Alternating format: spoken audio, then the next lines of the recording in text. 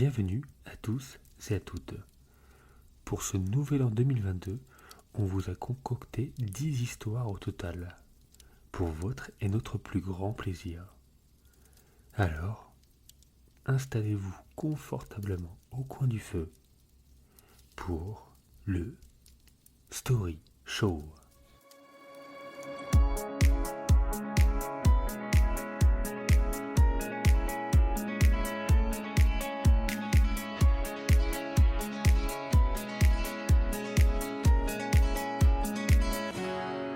Bonjour, bonsoir, je suis Ivo, il est Davin, et aujourd'hui, c'est l'année 2022.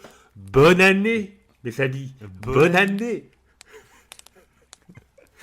Quelle intro, C'est, mais quelle folie. C'est magnifique, Là, on non sent toute l'ambiance de cette nouvelle année, quoi.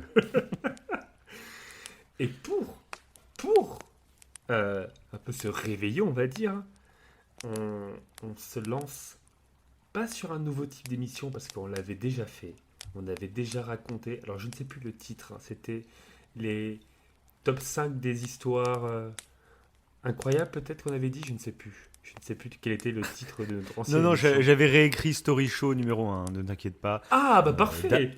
Davin avait- pense à tout, Davin Ah c'est et parfait. le gestionnaire. C'est parfait, ben voilà. T'avais fait. En plus, tu l'avais fait avant même qu'on en parle. En plus, on n'avait même pas évoqué le fait qu'on allait appeler ça Story Show, que tu l'avais déjà écrit. C'est ça. Oui, Et c'est ça. même avant qu'on l'enregistre. Même avant le début du podcast, hein, j'avais Quand déjà tu- écrit.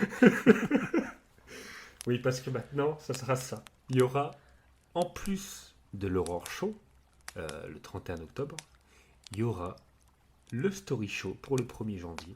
Bon, là, ça ne sera pas le 1er janvier, on est d'accord. Hein, c'est autour du 1er janvier. Hein. On est tous d'accord là-dessus. On a compris.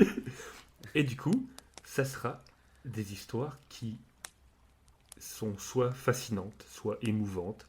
C'est un petit peu c'est tout sauf des histoires qui font peur. Donc voilà, ça c'est les histoires qui font peur, c'est pour l'Aurore Show.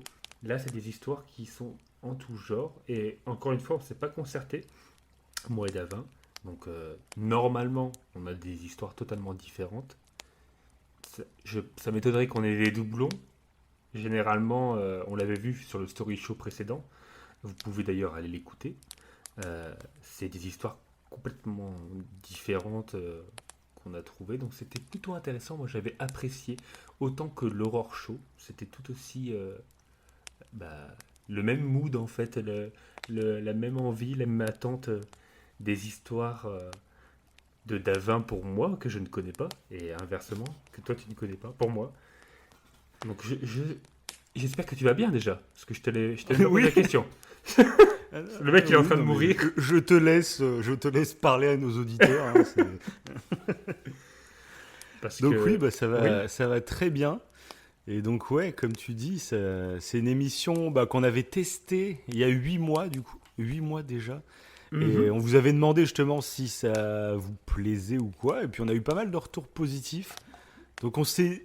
Et bien, il faut quand même le dire aussi en plus, c'est que normalement à cette date-là, Oui, on j'allais en fait... parler. On fait le grand Voilà, bilan. on fait le grand bilan 2021, 2022, etc. Ah, c'est fini. Ouais, on arrête, on abandonne l'idée. Hein, parce que alors, si vous avez écouté le bilan de l'année dernière, on vous avait dit que l'émission de l'année prochaine, ça serait folle.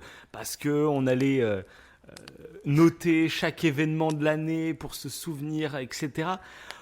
On l'a fait. On au a début. tenu 3 mois. On a tenu 3 mois. Et concrètement, on a oublié pendant 5 mois. Ah oui, il y Et a on des s'en gros est rendu trous. compte au bout de 5 mois et on a dit, en fait, c'est chaud. Puis finalement, on n'était pas trop à l'aise en fait dans ces émissions parce que ça faisait un peu listing et puis donner de notre avis Ouais, sur plein de c'était- sujets concrètement. C'était on de la s'en fout un propagande peu. au coin du feu, hein, clairement. Oui, totalement. Ouais. Et donc du coup, on a réfléchi pour une autre émission. Qu'est-ce qu'on pourrait faire comme concept? Et comme c'est la première émission de l'année, forcément, on a envie qu'il y ait un petit délire, tu vois. Et on s'est dit, bah ouais, mais un C'est story show. show. Mais oui. Autant instaurer une date comme pour l'Aurore Show, autant vous en faire. Après, limite, j'ai même pas envie d'en faire qu'une seule fois par an, tu vois. C'est Mais vrai. Disons Mais qu'il y a ouais, pour une le émission réveillon. qui sera régulière, voilà. Voilà. Pour le premier de l'an, il y aura cette émission Story Show et peut-être dans l'année, abonnez-vous, hein, bien entendu, parce qu'il y aura peut-être d'autres émissions Story Show si vous appréciez. Et voilà, et puis alors n'hésitez pas à nous dire si le concept vous plaît toujours. N'hésitez pas à laisser des commentaires, des pouces bleus, des Tout à fait. 5 étoiles, Bravo. parce que vraiment, Pour une nous, fois, ça tu le nous dis. aide. Hein. Bah, Pour dès une le fois, début c'est de dit à l'émission, l'avance. c'est Ouais. clair. À chaque fois, on le dit en fin d'émission, mais. Donc là, vous faites pouce bleu, et après, c'est bon, vous pouvez partir. L'important, c'est qu'on ait des. Non, mais encore Nous, une c'est fois, les ouais. stats. Hein. Nous, c'est les C'est stats. les Parce que de stats. toute façon, on parle pendant 10 minutes, le temps que vous mettiez le pouce bleu, et puis après, on arrête de arrête. parler. Hein. On Il y a un arrête de parler. silence absolu pendant 2 heures. En fait, le podcast n'existe pas. Hein. C'est absolument du vide. Les escrocs, tu sais. Il n'y a rien, tu sais. Il y a juste un bruit de crépitement de feu. C'est tout ce qu'il y a.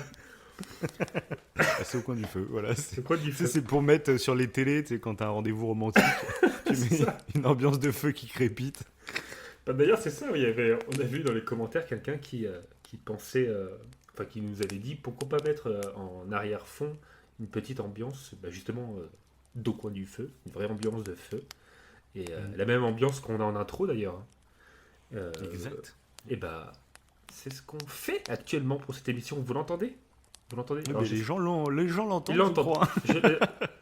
Je vais l'augmenter. Attends, je l'augmente Ah, à tu ce viens de moment-là. l'augmenter, tu viens de l'augmenter. Voilà. Vas-y, redescends-le. Là, je fais Là, des va-et-vient. augmente-le. Trop horrible. Truc trop horrible. relou, tu sais.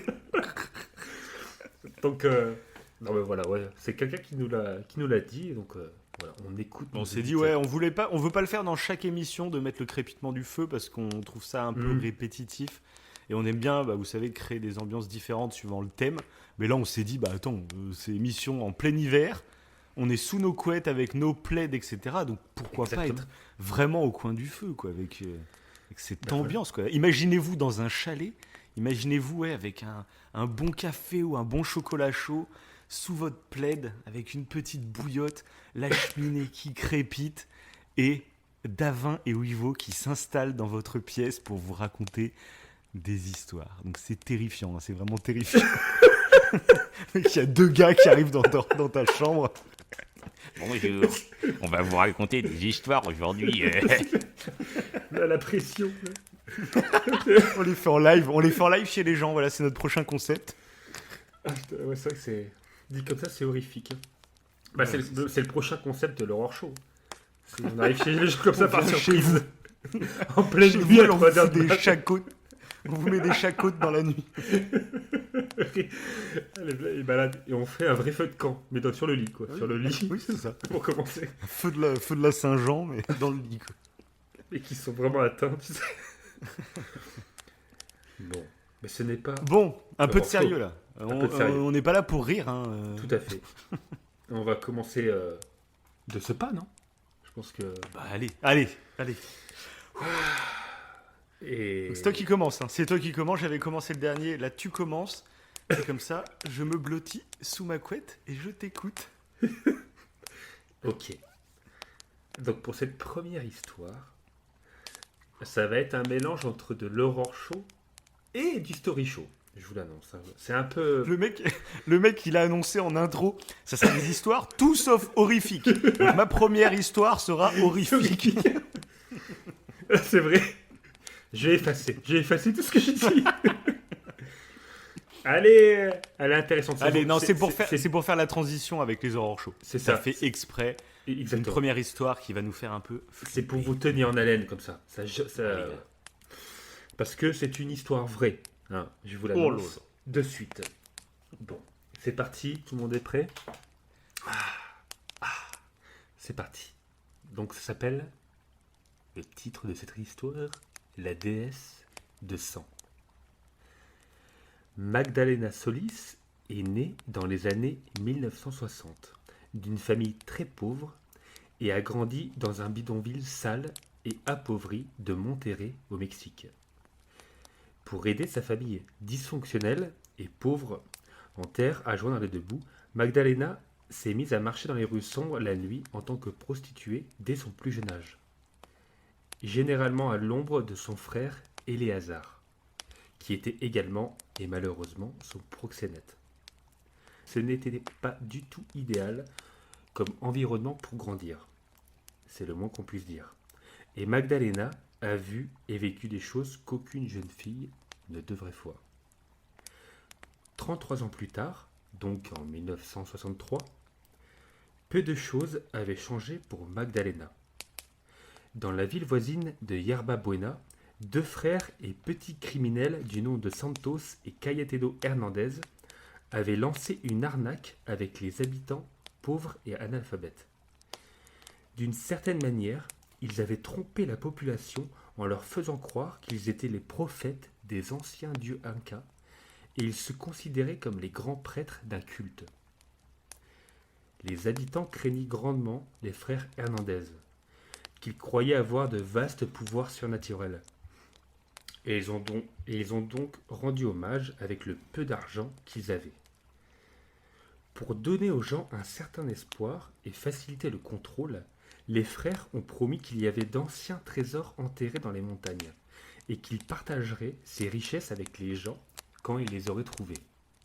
Bon, bien évidemment, ils ne les ont jamais trouvés, ces trésors. Mais leur culte était tombé dans des moments difficiles, alors que les gens étaient de plus en plus agités et que la dissidence se préparait. Ils ont alors rencontré Magdalena et son frère Éléazar. Et ils ont donc trouvé une ruse pour tromper et extorquer à nouveau les gens de Yerba Buena. Ils présenteraient Magdalena comme la déesse aztèque réincarnée Coatlicue, qui était déesse du soleil, de la lune et des étoiles. Et ça a marché. Lorsque Magdalena a été amenée à Yerba Buena, elle a été amenée à travers un spectacle d'effets spéciaux exagérés de fumée et de lumière, qui a tenu les habitants superstitieux en proie à la crainte et à la peur. Pour eux, elle était vraiment Coatlicue. Et c'était peut-être cette précipitation de se sentir si puissante qui conduirait Magdalena sur un chemin vraiment très sombre. Après une vie de misère et de souffrance, voir ces gens se prosterner devant elle et la traiter comme une déesse lui a créé quelque chose. Et elle a commencé à vraiment adhérer à tout ça, croyant qu'elle était peut-être vraiment Coatlicue. Et peu de temps après, elle avait repris le culte pour devenir son meilleur leader. La mauvaise nouvelle pour les habitants de Yerba Buena était que Magdalena avait des idées très sinistres sur la direction que devait prendre son culte. Magdalena a commencé à ordonner que des rituels sanguins soient exécutés, ainsi que des sacrifices humains réguliers, généralement choisis parmi ceux qui étaient considérés comme sans foi. Lorsque ces sacrifices étaient effectués, souvent avec des adeptes sous l'influence de drogues psychotropes, le sang de la victime était ensuite vidé dans un gobelet de cérémonie orné et bu d'abord par elle, puis les grands prêtres, puis les disciples qui étaient présents. Magdalena leur a dit que boire du sang était un moyen d'acquérir des pouvoirs surnaturels et de vivre pour toujours, ce qui était en fait un thème récurrent dans la mythologie aztèque et maya. En mai 1963, un garçon de 14 ans du nom de Sebastián Guerrero se promenait lorsqu'il a entendu quelque chose provenant d'une des nombreuses grottes de la région. Il est donc allé regarder par pure curiosité. Là, éclairé par des torches scintillantes, il vit par lui-même l'un de ces rituels sanguins en cours. Et dès qu'il put sortir de cette erreur, il courut jusqu'à la ville la plus proche de Villagrán. Il a ensuite dit à la police tout ce qu'il a vu. Mais à son âge, il a sorti que c'était des vampires dans une grotte qui tuaient et qui buvaient du sang. Du coup, les autorités pensaient que ce n'était que les divagations d'une imagination hyperactive. Néanmoins, un officier, Luis Martinez, a décidé de faire plaisir au garçon et d'aller vérifier. Il ne reviendra jamais. Lorsque l'officier Martinez n'est pas revenu à son poste, la police était soudainement plus disposée à croire que quelque chose d'étrange se passait à Yerba Buena. Les officiers ont été envoyés pour enquêter, période pendant laquelle ils ont trouvé la grotte dont le garçon avait parlé, ainsi que les corps mutilés de Guerrero, donc le garçon, et l'officier Martinez, et 6 autres corps à divers stades de démembrement, de décomposition, pardon. Désormais, vraiment alarmé, un soutien a été appelé et une analyse complète de Yerba Buena a été menée. Étant donné que la population de la ville n'était que d'une 50aine de personnes, dont presque tous étaient des sectaires, il ne leur a pas fallu longtemps pour trouver ce qu'ils cherchaient. Et quand ils l'ont fait, cela est devenu très intense très rapidement. Face à l'un des frères Hernandez, une fusillade a immédiatement commencé, au cours de laquelle Santos Hernandez a été tué. L'autre frère sera plus tard retrouvé mort, apparemment tué par un autre cultiste qui a saisi cela comme une opportunité pour un jeu de puissance. Bref, cette fusillade serait rejointe par d'autres cultistes. C'était une vraie guerre entre policiers et clans de cette secte, qui ont tiré sur la police depuis des pierres barricadées, des grottes et d'autres cachettes. Et plusieurs des habitants ont été également abattus. Ils ont trouvé Magdalena et Eleazar chez eux, enveloppés dans un nuage de fumée, de marijuana, et les deux ont été arrêtés sans se battre. La police a également rassemblé tous les cultistes qui n'avaient pas été tués dans la guérelle des balles. Et bientôt l'histoire de la grande prêtresse du sang et de son culte de vampire était partout dans l'actualité. Le procès ne s'est pas déroulé aussi bien que prévu. Les cultistes ont été jusqu'au bout, dévoués à leur grande prêtresse, refusant de témoigner contre Magdalena, même menacés de lourdes peines de prison. En effet, leur refus de pointer du doigt leur a coûté des peines de 30 ans, dans de nombreux cas. Mais frustrant, ils n'ont pu épingler que 2 des meurtres sur Magdalena et son frère, chacun recevant quand même une peine de 50 ans.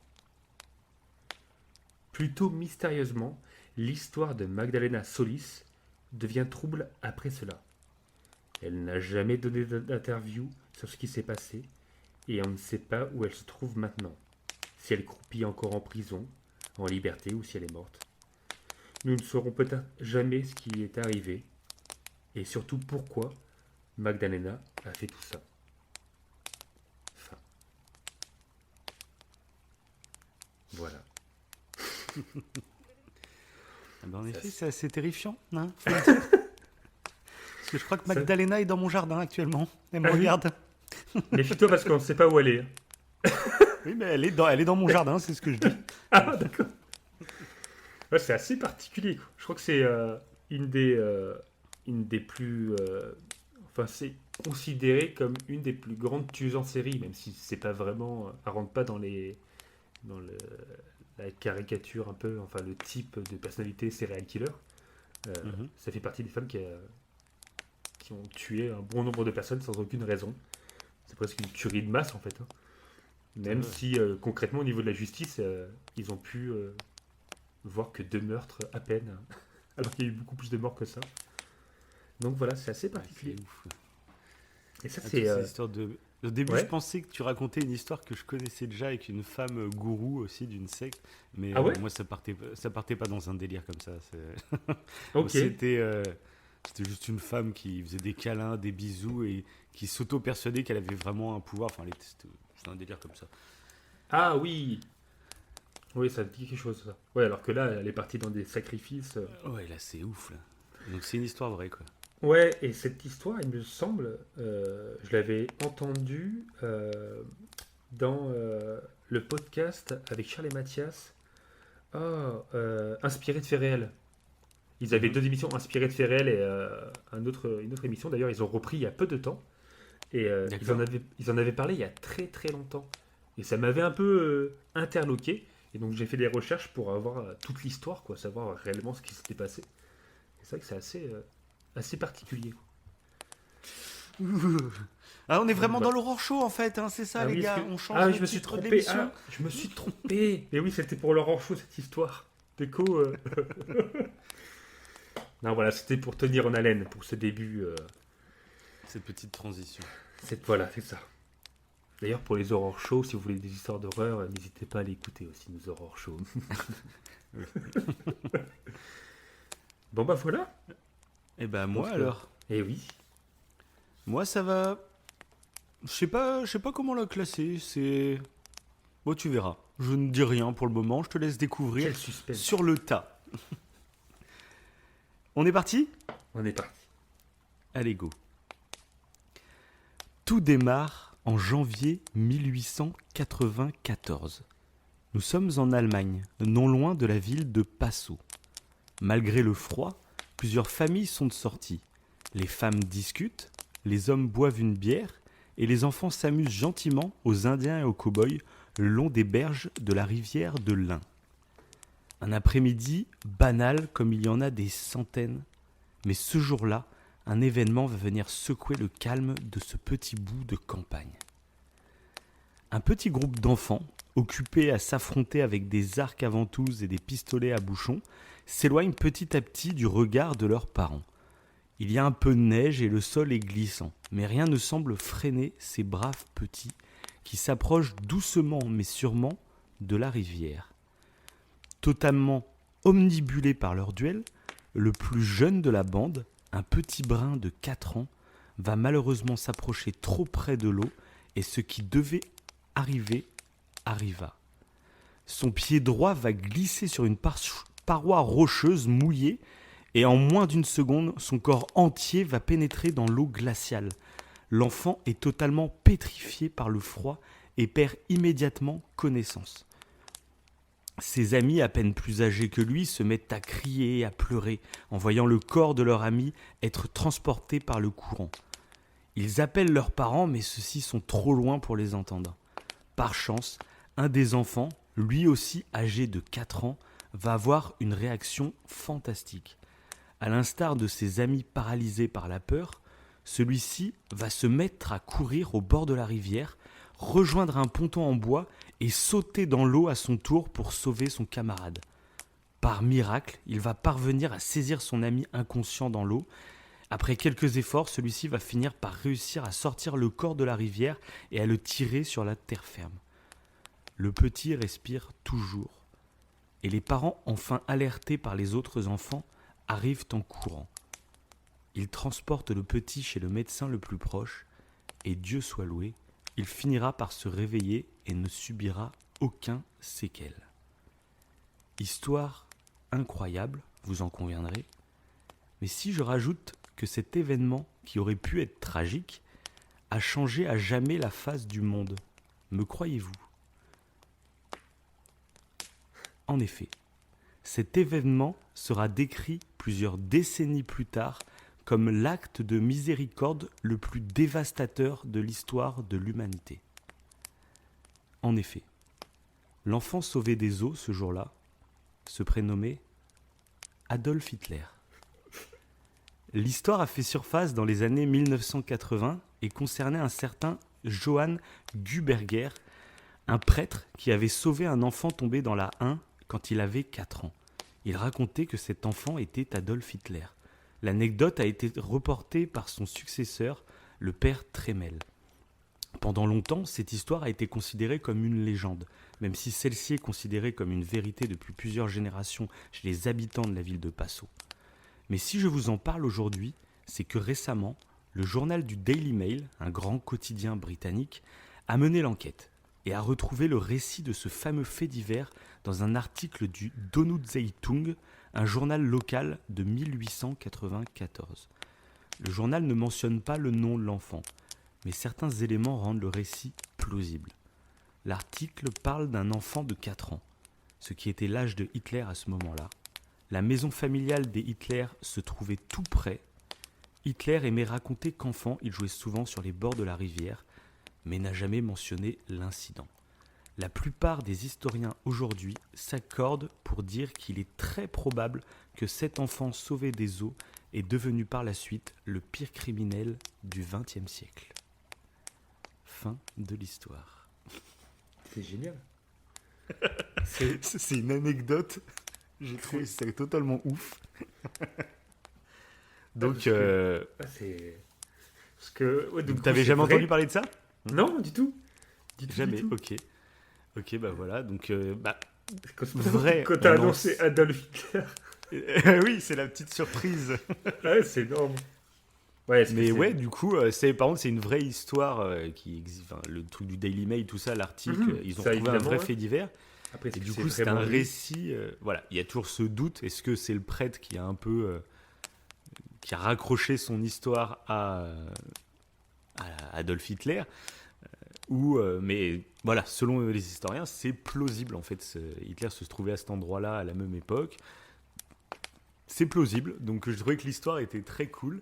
Et c'est marrant de se dire comme quoi, s'il n'avait pas été sauvé ce jour-là, Hmm. bah, on serait peut-être pas là. On sait même pas où ce qu'on ferait, on serait même pas à quoi ressemblerait le monde finalement.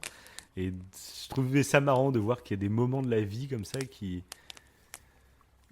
peuvent basculer pour un oui ou pour un non. Et puis là, en plus, c'est le mec a fait preuve d'un courage de fou. Il a réussi un véritable exploit. Et le mec, il sauve Adolf Hitler. J'ai trouvé ça, voilà, comique. Voilà. Ouais, c'est vrai, j'avoue. Mais en fait, la morale de l'histoire, c'est que n'aidez pas votre prochain. Je Voilà, pense que ne c'est ça. l'aidez jamais. Au contraire, mettez-lui la tête sous l'eau. Voilà. C'est sûrement le prochain horreur. Adolf Hitler. Quelle horreur, l'émission. Mais Attends, s'il y a, attends. il y a le moindre pourcentage de chance que ce soit le futur Hitler, bah, autant le. Noyez-le, autant le noyer, quoi. Ah, putain. Non mais voilà, je trouve que c'est drôle. Et puis la phrase que voilà, cet acte de miséricorde est le plus dévastateur de l'histoire de Bah l'humanité, oui. j'ai trouvé ça C'est marrant. très drôle comme phrase. Ok. Donc voilà. Ah, c'était pas mal. Ouais, c'était pas mal. Ok. Bon. Allez, bah passons à la troisième histoire, du coup. Pas la troisième, hein. La deuxième Weevoo, qu'on va dire. Hein. Et ben, on va parler pas du petit Hitler, mais du petit Albert. Ça ressemble, ça ressemble. C'est une expérience. Donc, c'est parti. En 1920, John Watson souhaite observer comment l'aversion et les émotions négatives peuvent naître d'un processus de conditionnement. Avec Rosalie Weiner, Watson entreprend la fameuse expérience. Les psychologues veulent susciter volontairement la phobie des rats chez un enfant de moins d'1 an, afin de prouver qu'une phobie peut être acquise suite à un processus de conditionnement. Le petit Albert arrive entre les mains de Watson à l'âge de 9 mois, fréquente le laboratoire pendant 2 mois, durant lesquels les chercheurs et chercheuses lui présentent des rats blancs et des objets à fourrure blanche. L'enfant ne manifeste aucune crainte particulière, ce qui, selon Watson et Rainer, prouve que les rats sont pour Albert des stimuli neutres, qui n'apportent aucune réaction spécifique en gros. Afin de lui apprendre à avoir peur de ces rats, les psychologues lui présentent à nouveau un rat, et lorsque l'enfant va le prendre, un chercheur fait retentir un bruit violent et très fort. Albert, assis sur un matelas, tombe alors à la renverse et se met à pleurer. L'équipe va répéter ce procédé plusieurs fois et plusieurs fois. Puis, Watson et Rainer lui tendent le rat sans faire retentir le bruit. Albert va tomber, pleurer et s'enfuir à quatre pattes. Alors, le rat est devenu un stimuli conditionnel qui déclenche la peur. L'opération est donc réussie. La seule présence du rat, et plus généralement d'objets à fourrure blanche, suffisent à faire peur à l'enfant. Même un masque du Père Noël fonctionne. Le truc, c'est que Watson et Rainer n'ont jamais inversé le conditionnement de l'enfant. Et le petit Albert a quitté le laboratoire avec sa phobie sous le bras. Watson et Mary Covert-Jones, en 1924, sont parvenus plus tard à inverser la phobie des lapins d'un enfant de 3 ans, prénommé Peter. Cette fois, ils ont éliminé la peur avec un contre-conditionnement, en associant le lapin à des sensations agréables. Boire du lait et manger des biscuits. En gros, la première fois, le lapin est tenu à bonne distance lorsque Peter ingère le lait et les biscuits. Et en quelques jours, Watson et Jones rapprochent le lapin jusqu'à ce que Peter l'ait sur ses genoux en mangeant. Ça marche, il n'a plus peur des lapins. Mais, certes, l'expérience fonctionne, mais où est passé le petit Albert? Qu'est-il devenu? Il y a quelques années, une équipe de chercheurs et étudiantes menée par Alpi Beck s'est attelée à la tâche. En fouillant les dossiers historiques, interrogeant les descendants des protagonistes, effectuant des comparaisons faciales, etc., etc. Finalement, après des années de recherche, en 2010, il et elle pensent avoir trouvé la véritable identité du petit Albert. Il s'agirait de Douglas Merritt, qui serait décédé à l'âge de 6 ans d'hydrocéphalie contractée à la suite d'une méningite. Nous ne saurons donc jamais si sa phobie a tenu bon. En 2012, dans le journal History of Psychology, Alan Friedlund est ainsi revenu sur l'histoire du petit Albert, en suggérant que l'enfant aurait peut-être été atteint de troubles neurologiques, ce qui discrédite l'expérience entière de Watson et Renner. Si effectivement l'enfant présentait un déficit cognitif sérieux, ses réactions n'ont pas pu être typiques, c'est-à-dire correspondre aux réactions d'autres enfants sans trouble.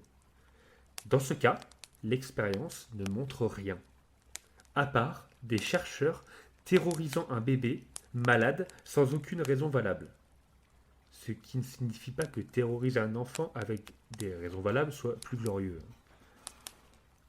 Pourquoi choisir un enfant malade?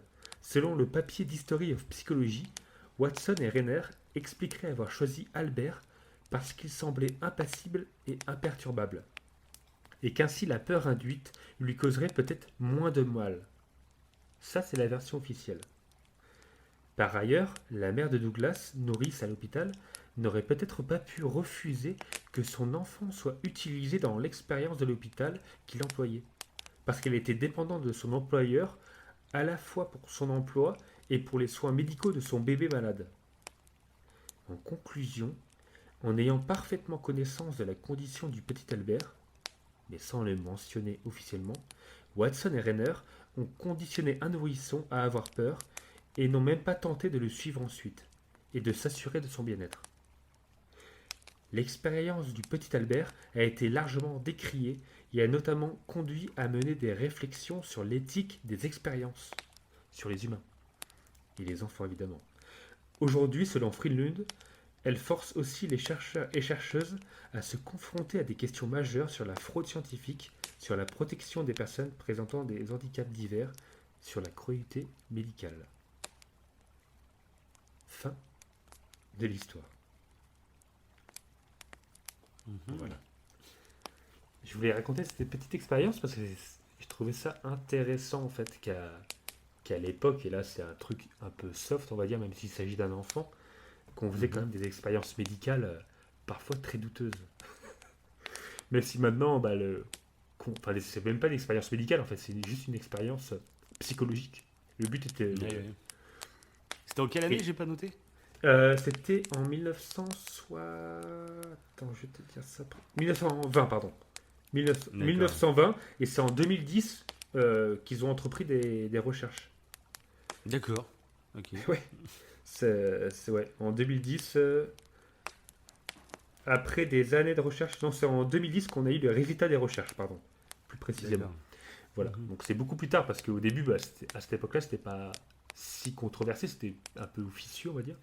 Mais il y a une vidéo, hein. Si on tape le petit Albert sur Google, n'importe, on peut trouver la vidéo où on voit l'enfant et du coup l'expérience avec les rats, les stimuli, etc. Et donc c'est assez particulier.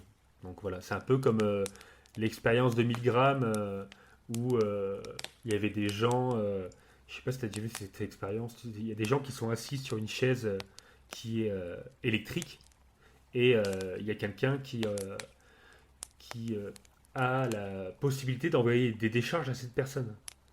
Et sauf que, bah, Oui, je vois. Il y avait tu même vois une ce que c'est. émission télé qui avait Ouais, repris voilà, ce concept, je me rappelle. c'est ça.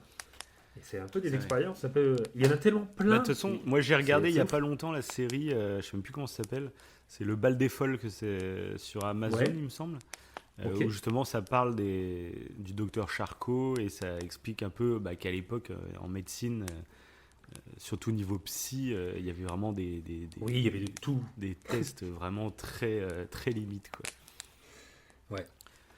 Donc, là, quand il s'agit d'un enfant, en plus, c'est encore plus particulier. Surtout que tu as l'impression que l'enfant a été presque enlevé des bras de sa mère. Après, est-ce que ça a été un peu. Comment dire? Est-ce que c'est un peu exagéré, tu vois? C'est pas. On n'a pas d'hypothèse officielle, donc Ouais. voilà. En tout cas, ça marche, ouais. Ce conditionnement, voilà. Bon, ça commence à être connu, mais ça fait un peu penser à l'ancrage, quoi.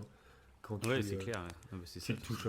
On en parle, je sais plus qui en avait parlé. Je crois que c'était Fabien Licard qui parlait de pour sentir bien, quand vous sentez vraiment bien quelque part, tu touches par exemple la lobe de l'oreille, quand tu te sens vraiment bien. Et en fait, à force de répéter cette chose-là, bah, quand tu es dans un environnement qui est stressé, qui est stressant plutôt, et bah, en touchant la lobe de l'oreille, si tu t'es habitué à se toucher ça ou autre chose, n'importe, et bah, ça va te calmer. Ça fait comme une Ouais, méthode ouais. de. C'est ce qu'ils ont fait un peu pour Peter et sa phobie des lapins, quoi, que dans l'histoire. Enfin voilà. Ouais, ouais. Un petit truc de Tout psychologie, à quoi. fait. Voilà. C'est beau tout ça. Bon, je passe à ma deuxième histoire. Allez. Donc là, moi, c'est une histoire que tu connais. Je le sais que tu la connais. Ah, Mais ok. ça fait partie des histoires qui m'ont façonné et qui font... Mhm. C'est une histoire toute bête qui est assez connue, donc je pense qu'il y a pas mal d'auditeurs qui la connaissent. C'est pour ça que je vais la faire maintenant pour... voilà, comme ça c'est fait. Mais j'avais besoin de la raconter, cette histoire, parce que vraiment, comme je t'ai dit, c'est une histoire qui m'a marqué et qui a influencé ma façon de penser, je trouve. Donc voilà. Donc je l'ai un peu réécrite beau. à ma sauce Ok. et je vais vous la lire tout de suite. Au bord de la mer, en fin de matinée dans un petit village côtier, un bateau rentre au port avec à son bord un vaillant pêcheur et quelques poissons fraîchement sortis de l'eau. En voyant cela, un homme s'approche de lui, le complimente sur la qualité de ses poissons et lui demande combien de temps il lui a fallu pour les capturer. « Pas très longtemps, répond le pêcheur. « Mais alors, pourquoi n'êtes-vous pas resté en mer plus longtemps pour en attraper plus ?» demande l'homme. Le pêcheur répond que ces quelques poissons suffiront à subvenir aux besoins de sa famille pour la journée. L'homme semble étonné et lui demande alors « Mais que faites-vous le reste du temps ?»« Je fais la grasse matinée, je pêche un peu, je joue avec mes enfants, je fais la sieste avec ma femme. Puis le soir, je vais au village voir mes amis, nous buvons du vin et nous jouons de la guitare. J'ai une vie bien remplie. » L'homme l'interrompt. « Écoutez mon ami, je suis ici en vacances, je possède plusieurs sociétés et vu la qualité de vos poissons, croyez-moi, je vais vous aider à devenir riche. Vous devriez commencer par pêcher plus longtemps. Avec les bénéfices dégagés, vous pourriez acheter un plus gros bateau. Avec l'argent que vous rapporterez ce bateau, vous pourriez en acheter un deuxième, et ainsi de suite, jusqu'à ce que vous possédiez une flotte entière de chalutiers. Au lieu de vendre vos poissons à un intermédiaire, vous pourriez négocier directement avec l'usine, et même ouvrir votre propre usine. Vous pourriez alors quitter votre petit village pour une plus grande ville, d'où vous dirigeriez toutes vos affaires. Le pêcheur demande alors « Combien de temps cela prendrait-il » ? « 15 à 20 ans, répond l'homme. « Et après ?»« Après, c'est là que ça devient intéressant, répond-il en riant. Quand le moment sera venu, vous pourrez introduire votre société en bourse et vous gagnerez des millions. » « Des millions ? Mais après ? » Après, eh bien réfléchissez mon ami. Après, vous pourrez prendre votre retraite et être tranquille jusqu'à la fin de vos jours. « Ah, d'accord, monsieur, je comprends. Après 20 ans de sacrifices et de dur labeur, je pourrais enfin réaliser mon rêve. Quitter la ville et venir habiter dans un petit village côtier, faire la grasse matinée, jouer avec mes petits-enfants, pêcher un peu, faire la sieste avec ma femme et passer mes soirées à boire et à jouer de la guitare avec mes amis. Merci, monsieur. Fin de l'histoire. C'est pas mal comment tu l'as reformulé. Donc tu la La connaissais Chanel bien. Oui, je la connaissais bien. Mais voilà, ça fait partie, tu vois, je réfléchissais à quelles histoires choisir. Et celle-là, en fait, je la trouve intéressante de base. Mais en plus, c'est vraiment une histoire, je trouve, qui m'a vraiment imprégné. Le fait de... Des fois, on est sur des rails dans notre vie sans savoir vraiment pourquoi. Et en prenant du recul, on se rend compte que les rails nous mènent vers un chemin qu'on pourrait obtenir, en fait, beaucoup plus facilement. Et des fois, je trouve que c'est intéressant de prendre du recul pour se recentrer sur ce qu'on a envie réellement et se rendre compte que des fois, il y a des chemins qu'on prend qui ne sont absolument pas les bons. Et donc voilà, cet exemple et cette histoire, moi, je la trouve géniale, c'est tout. Voilà. Ouais, clairement. C'est le genre d'histoire en fait qui te donne à réfléchir. Parce Ouais, que c'est ça. pour le coup, moi, ça me fait penser à l'histoire que je vais dire. Mais vraiment. Ah, Il y a vraiment oui, d'accord. un lien, je trouve, entre les deux. D'accord, ok. Ah bah, ça va être Donc, intéressant de voir le lien direct. tu me Mais diras. donc, bah Et voilà. tu la connais en plus. Voilà. cette histoire. Ah aussi, ah bah comme Tu la ça, c'est connais, vraiment ouais. les deux histoires à Ouais. suite. Parce que c'était une histoire que j'avais vue dans Les Vieux Fourneaux. Tu sais, la bande dessinée que tu m'avais Exact, ouais. appréciée. Et bah, Ouais. il y a une petite histoire dedans qui est citée. Et Ok. c'est celle-ci. Voilà. Je sais pas si ça te Bah, parle, vas-y. mais Vas-y, je t'écoute. c'est parti. Et ça va ressembler à cette petite histoire qui porte à réflexion, je trouve. Donc c'est parti. C'est l'île Nauru. L'île compte un peu plus de 10 000 habitants, répartis sur une surface de 21 km². Minuscule État, Nauru est la plus petite république de la planète. Une seule et unique route suit les contours, tout en rondeur de l'île. En 1798, parce que c'est une histoire vraie, les Occidentaux découvrent l'île. Le baleinier Hunter, commandé par le capitaine anglais John Fearn, s'approche des rivages de Nauru.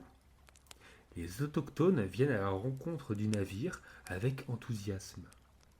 Impressionné par la beauté de l'île, le capitaine la nomme Pleasant Island. Un siècle plus tard, en 1896, un capitaine de navire ramasse sur l'île une étrange pierre qui ressemble à du bois pétrifié. Il la ramène en Australie, au siège de son employeur, la Pacific Island Company. Traînant sur le sol d'un bureau, pendant 3 ans, elle sert à caler une porte. Mais, en 1899, Albert Ellis, qui travaille également pour cette compagnie, est intrigué par cette pierre. Il la fait analyser. Le résultat est stupéfiant. La pierre se révèle être du phosphate pur. Le destin de Nauru est désormais scellé. Il sera inséparable de celui du phosphate. À l'aube du XXe siècle, Nauru devient un enjeu minier majeur. Tous les empires coloniaux ont besoin de matières premières. L'extraction du phosphate en fait partie et cela débute en 1907. Durant des décennies, les compagnies occidentales vont exploiter les ressources de l'île. Nauru passe successivement entre les mains des Allemands, des Anglais et des Australiens. Durant la Seconde Guerre mondiale, l'île est occupée par les Japonais qui déportent la population. L'événement est traumatisant. Après la guerre, Hammer Deroburt est l'un des premiers Nauruans à quitter l'île pour partir étudier à l'étranger. Selon lui, les puissances étrangères n'ont fait qu'affaiblir son peuple. Au milieu des années 50, ce fameux Hammer entame alors des négociations compliquées avec l'Australie pour obtenir l'indépendance de l'île. En 1968, il devient le premier président de la République de Nauru. Il décide de nationaliser l'exploitation du phosphate. Une grande partie des revenus de l'exploitation minière est reversée aux habitants de l'île. Bien que Nauru obéisse à un capitalisme exacerbé, le système se veut, d'une certaine façon, collectiviste. Nauru devient rapidement le pays ayant le PIB par habitant le plus élevé du monde, 20 000 $ par habitant. Le travail minier n'est pas assuré par les Nauruans, mais par des immigrés chinois. Les caisses de l'État étant toujours pleines, les habitants ne payent pas d'impôts, l'eau et l'électricité sont gratuites, de même que les soins de santé. C'est le paradis. Mais, à force, le gaspillage constitue la seule loi.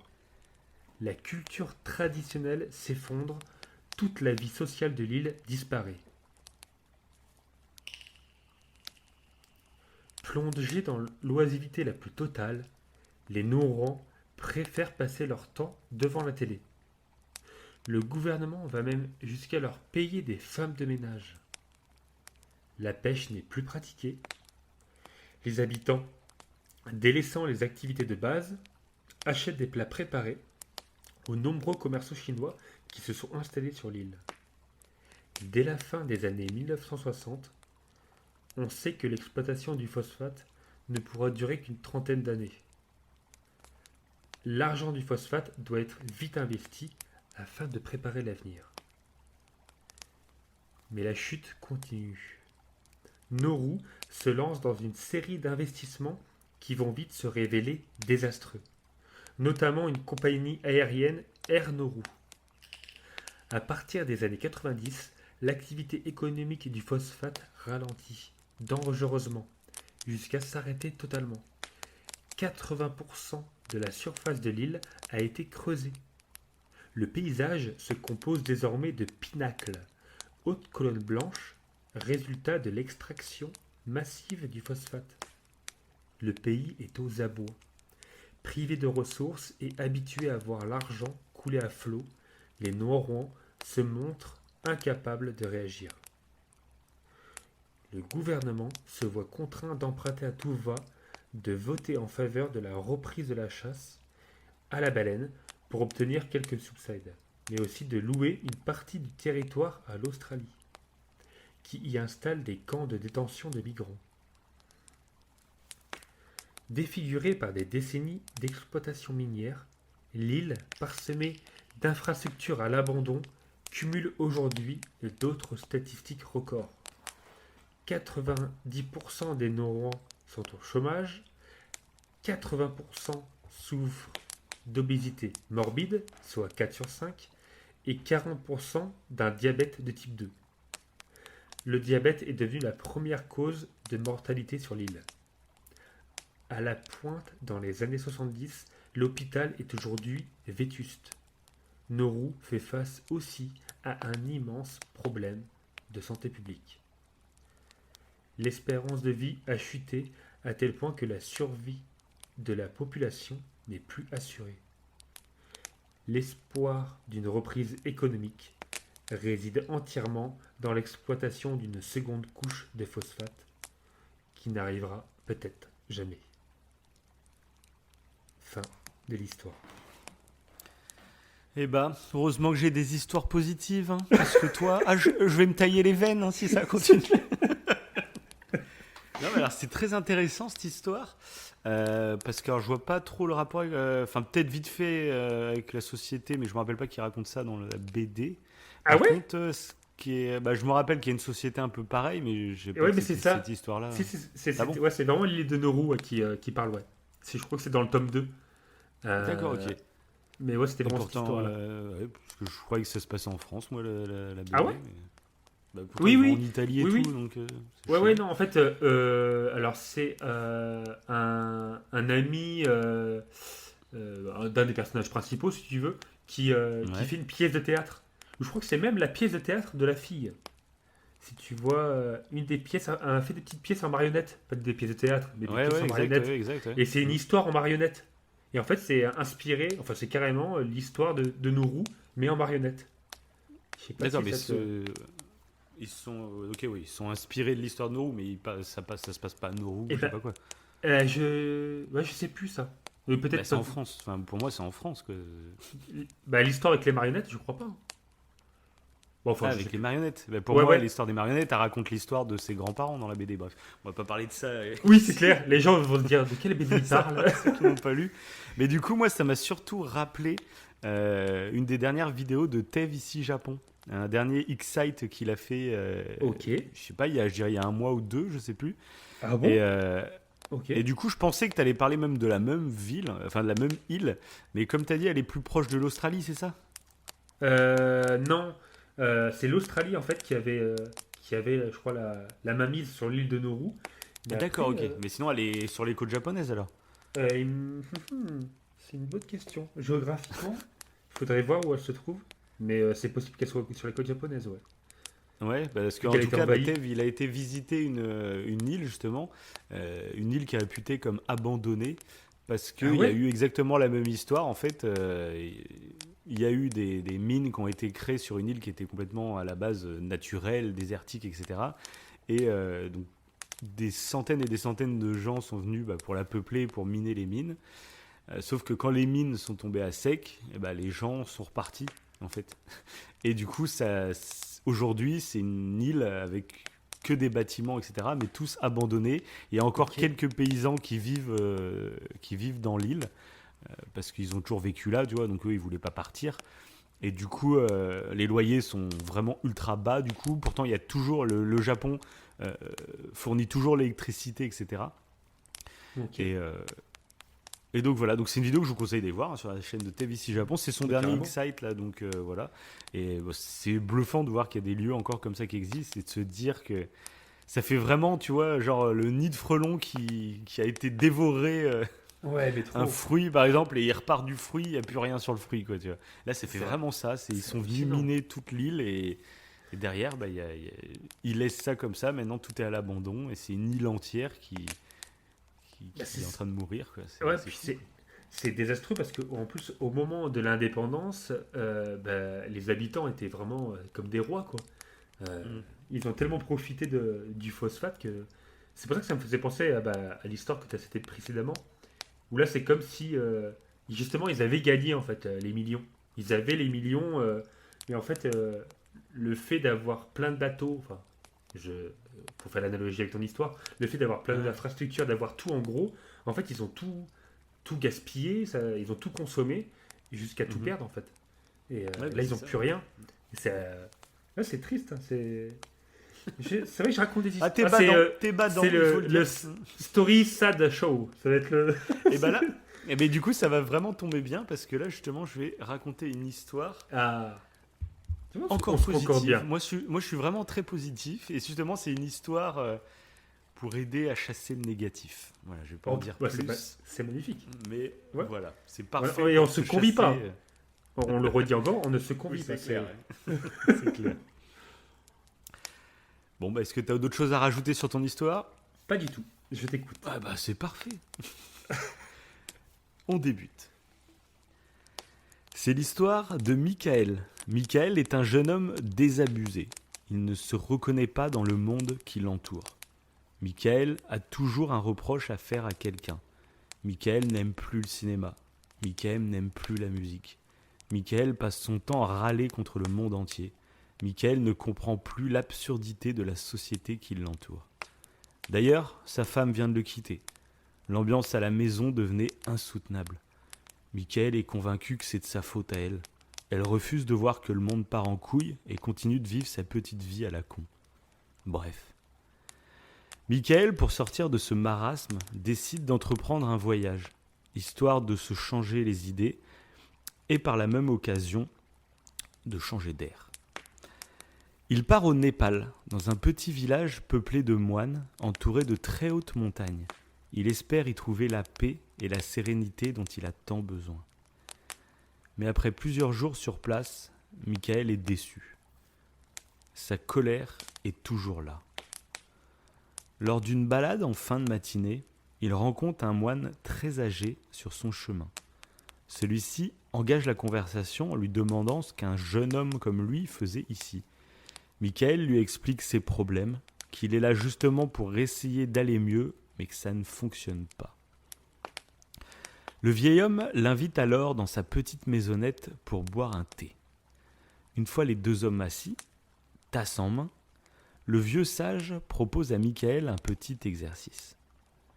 S'il te plaît, regarde cette chambre et essaye de compter tous les objets rouges. Michael regarde autour de lui. La chambre a beaucoup d'objets rouges. Des cadres, un canapé, une tringle à rideaux, des couvertures de livres et beaucoup d'autres choses. Après quelques secondes, le moine reprend la parole. Maintenant, ferme les yeux. Et dis-moi combien il y avait d'objets bleus. Le jeune homme s'embrouille. Bleu ? Mais je n'en ai aucune idée. Vous m'aviez demandé de compter les objets rouges. Il me semble ne pas avoir vu d'objets bleus. Le moine sourit et s'exclame. Ouvre tes yeux et regarde.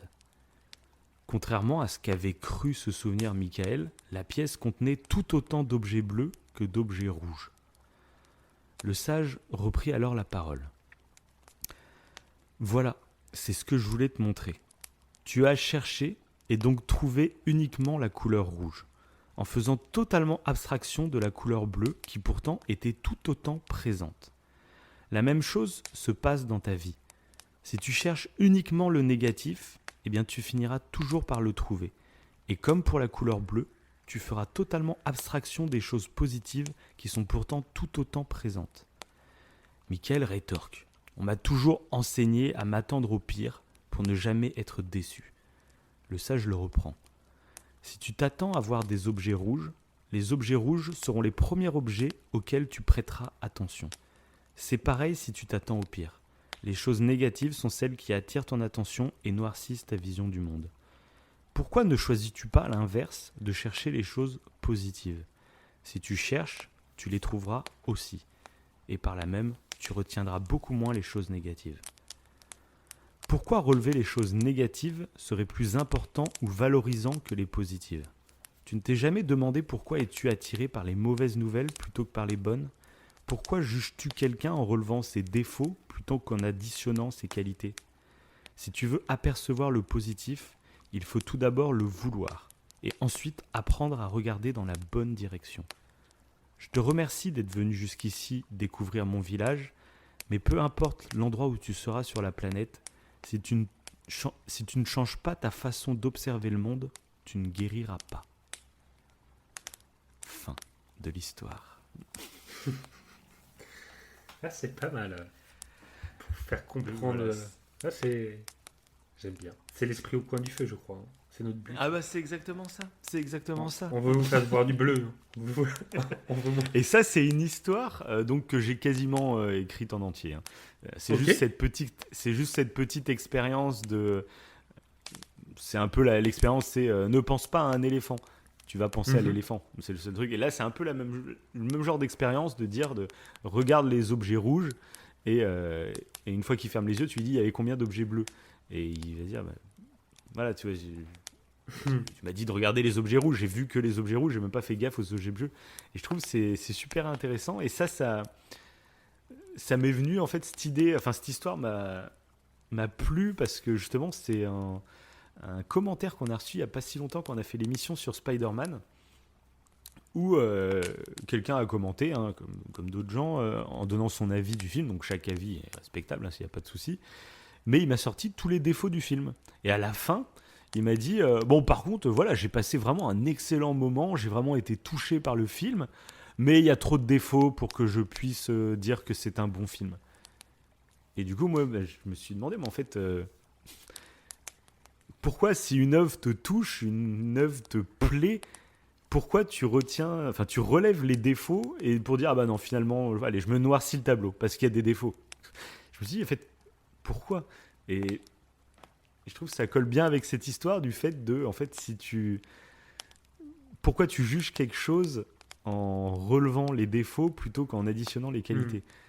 Je vois pas en quoi le jugement serait plus ou moins faible. Je sais pas si tu vois ce que je veux dire. Si. Tout à fait. Voilà, pour moi, c'est ce qu'on fait souvent de toute façon dans le coin du feu, c'est que moi je juge une œuvre par rapport à ce qu'elle va m'apporter. Et de toute façon, toutes les œuvres ont des défauts.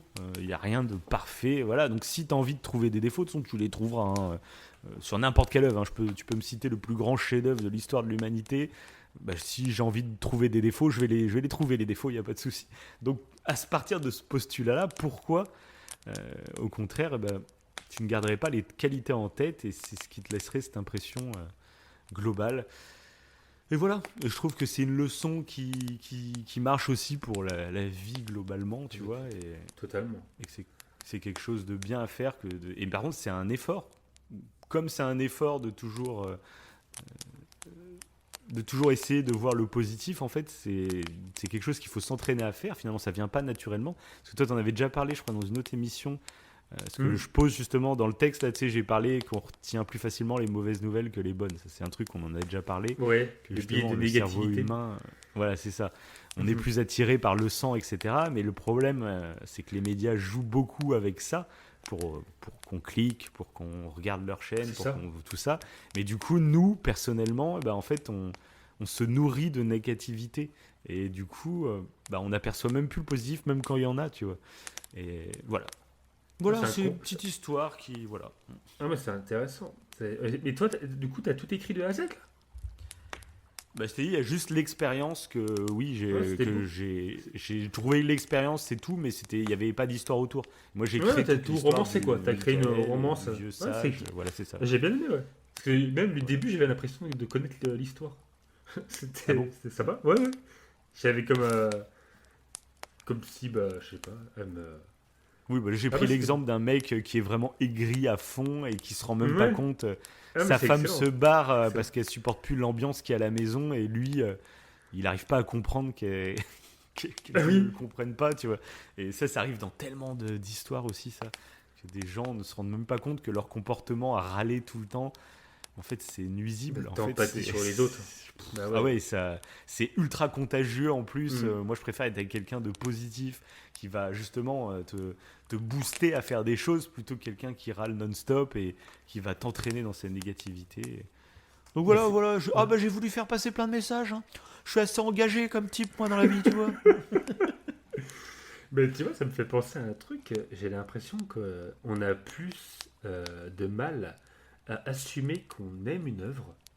Je sais pas, comme si c'était pas une honte, mais de dire qu'on aime telle ou telle œuvre, c'est difficile à dire. Ah bah oui. Et que de dire qu'on l'aime pas, c'est plus facile. Ah ouais, ça c'était de la Oui. merde, ça c'est tout pourri. C'est ce qu'on avait dit. Il y en a certains, la négativité, c'est une preuve d'intelligence. Ouais, aussi, ouais, tout à fait. on Genre, avait à déjà toi, parlé de ça. t'oses dire les choses. Toi, t'es pas un vampire. Ouais. Toi, Tu relèves les défauts, c'est que. Ouais, C'est ça. Alors que je trouve qu'en fait, relever les qualités, c'est tout aussi intéressant, quoi. Tout à fait. Voilà. C'est au coin du feu. Au coin du bleu. Voilà. Coin du bleu. On va renommer l'émission. Et du coup, c'est cette histoire que je t'ai parlé juste avant l'émission que je te disais que j'ai réécouté vite fait l'ancien Story Show et il y avait une histoire, donc vous irez écouter, ceux qui nous écoutent, ou ceux qui viennent d'écouter le premier Story Show, vous voyez de laquelle je parle. C'est la toute dernière que j'avais racontée avec un petit chien. Voilà, bon, je vais pas la spoiler pour ceux qui n'ont pas encore écouté le Story Show 1, mais du coup la morale était à peu près la même et en fait je m'en rappelais plus et je m'en suis rendu compte au dernier moment que la morale était similaire et bon globalement c'est une morale de toute façon qui m'habite donc forcément Ouais. voilà, quoi. Et encore Si que le ouais. petit chien, voilà, la morale c'était un peu de Ouais, la mais façon dont plus tu vois le monde pour les influence, voilà. Ouais. Parce que de ce que je me Oui, rappelle du petit chien, c'était plus pour les autres. Alors que là, l'histoire que tu as dite là, c'est plus l'interprétation intérieure, quoi, le ressenti intérieur. Même si les deux se Bien sûr, rapprochent. voilà, mais c'était Les un deux peu se lié rapprochent. sur la vision, Oui, la façon de tout à voir le fait. monde, tu vois. Tout à fait. Le positif entraîne un peu de positif aussi, quoi. Mais c'est vrai que ça, c'est un combat à mener. Parce que moi, à l'époque, moi, j'avais tendance à plus voir les choses. Mais c'est À tellement plus facile ruminer. de tomber dans le négatif. Ouais. Bah oui, ruminer, voir le négatif, c'est tellement plus facile. C'est pour ça, Mais c'est un effort, je trouve, de voir le positif, mais c'est un effort à faire au début, puis après, ça vient tout Ça. seul, en fait. C'est ça. Et Mais c'est en. Donc Moi, après c'est voilà. en Après intéressant. par contre Ouais. en l'écrivant le texte justement, j'ai pas voulu tomber dans un homme par exemple qui était en dépression, je sais pas quoi, parce que la dépression après c'est différent, c'est une maladie qui peut se traiter par la philosophie comme ça, mais ça se traite aussi médicamenteusement. Enfin, il y a voilà, c'est là, j'ai pas envie de me placer. Genre pour soigner une dépression, faut faire ci, faut faire ça. C'est Non, beaucoup tu plus peux pas, complexe ouais. que ça. Là, je Ouais. parlais vraiment plus d'un comportement Ouais, d'aigreur ambiant plus que d'anxiété une ou de. maladie. Ouais. Ouais, Voilà, tout à c'est fait. ça Tout à exactement. fait. Bah, c'était beau. C'était beau. Non, bah ouais, parce que moi, c'est grâce aux neurosciences que j'ai réussi à voir les choses un peu plus en positif. Hein. Quand tu sais Ouais, justement c'est que le biais négativité existe et que euh, pour survivre, on a ce biais-là, bah, tu te dis qu'à partir du moment où tu sais ça, bah, déjà quand tu comprends quelque chose, c'est plus facile à combattre. C'est un peu, ouais, c'est un combat contre nous-mêmes, exactement. contre nos propres Mhm. pensées. Ah, c'était beau. Donc maintenant, j'ai parlé d'une histoire bien noire. Ah mais non mais Euh, toi t'es la dépression en personne. non, c'est faux. Je plaisante, je plaisante.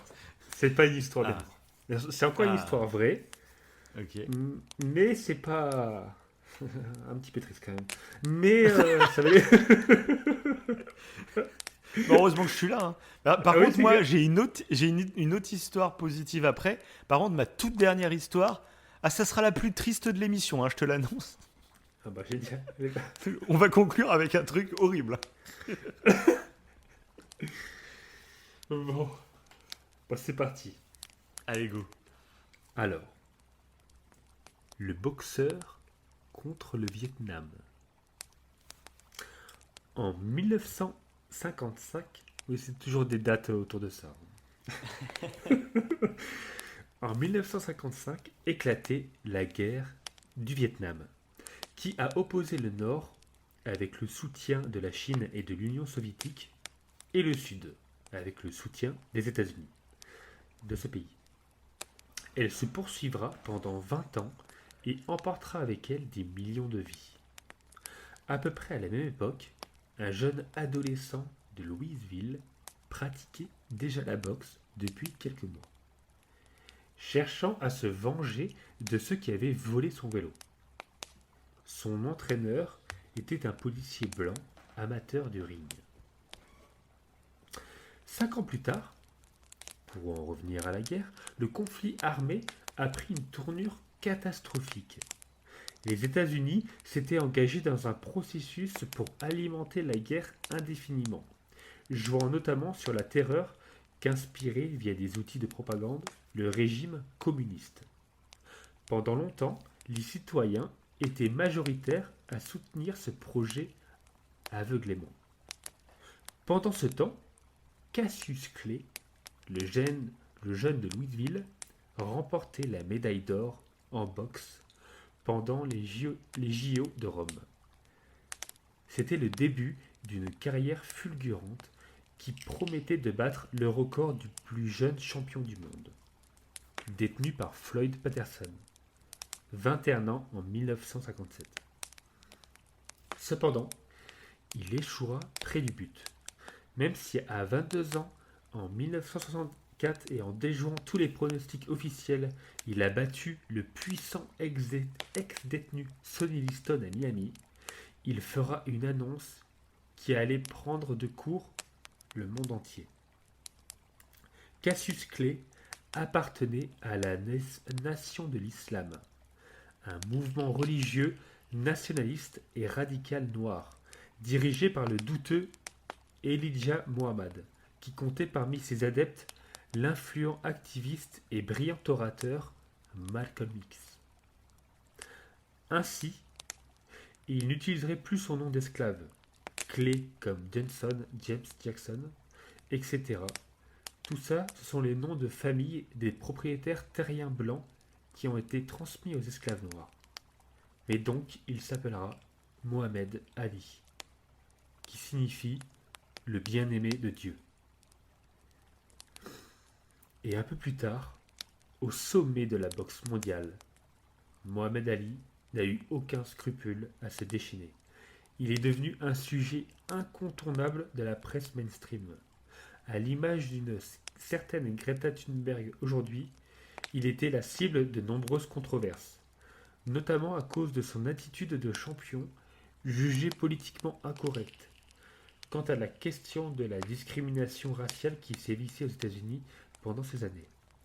Défenseur de sa religion et de son nouveau nom, il a été en mesure de punir sans pitié sur le ring l'ancien champion, Floyd Patterson, et Ernie Terrell, dit-on parce qu'il l'appelait Cassius Clay et non Mohamed Ali.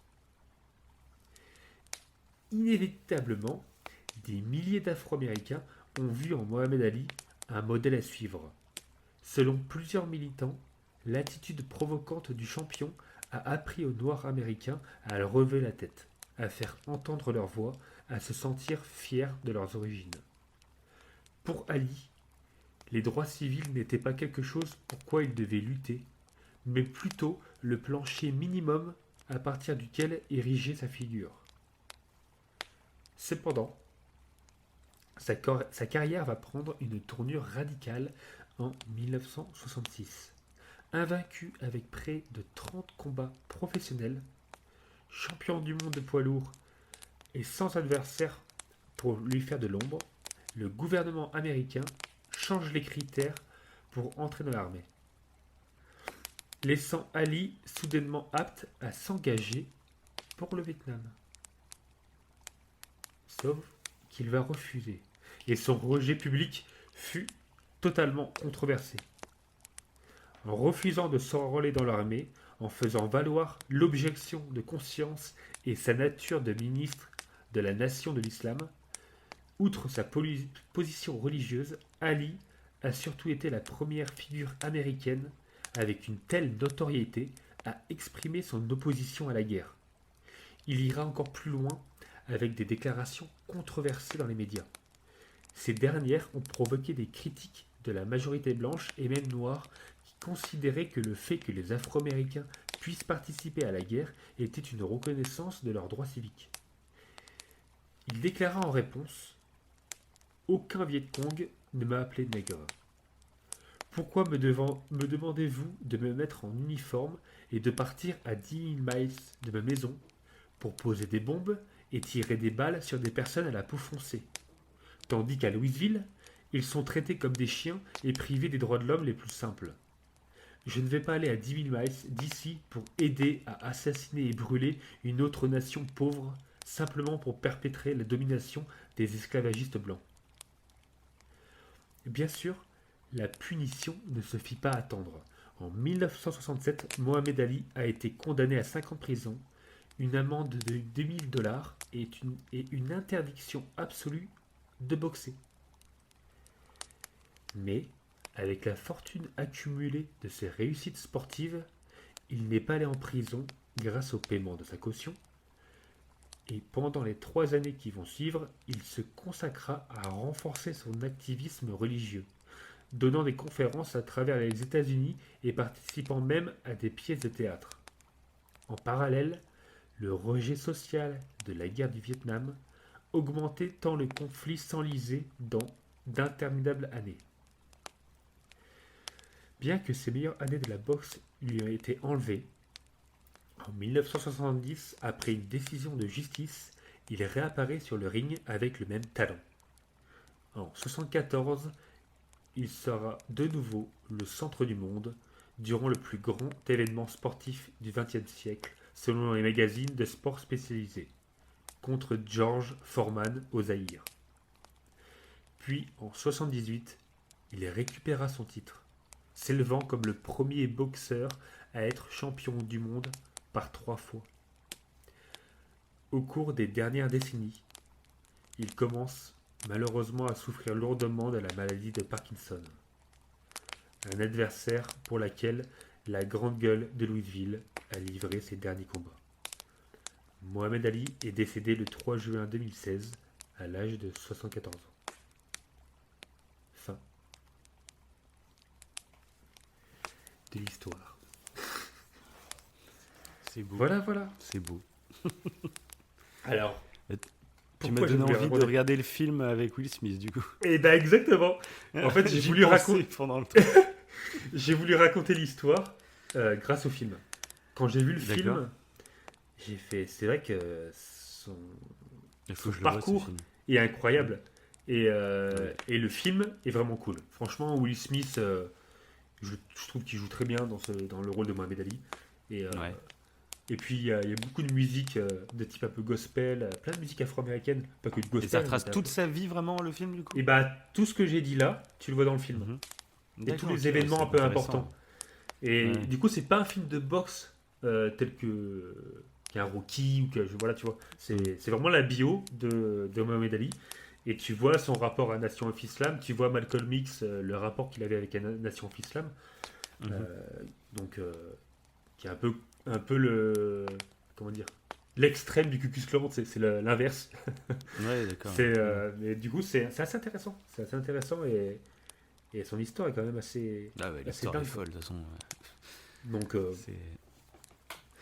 Mais c'était ouais. cool parce que tu vois, je connaissais un peu son histoire, mais pas tout en détail là, donc c'était plutôt intéressant de découvrir tout ça. Et ouais, ça m'a donné à chaque fois que tu parlais, parce que c'est un film que j'ai mis de côté, et que je dois regarder, mais que j'ai toujours pas pris le temps de Mhm. regarder.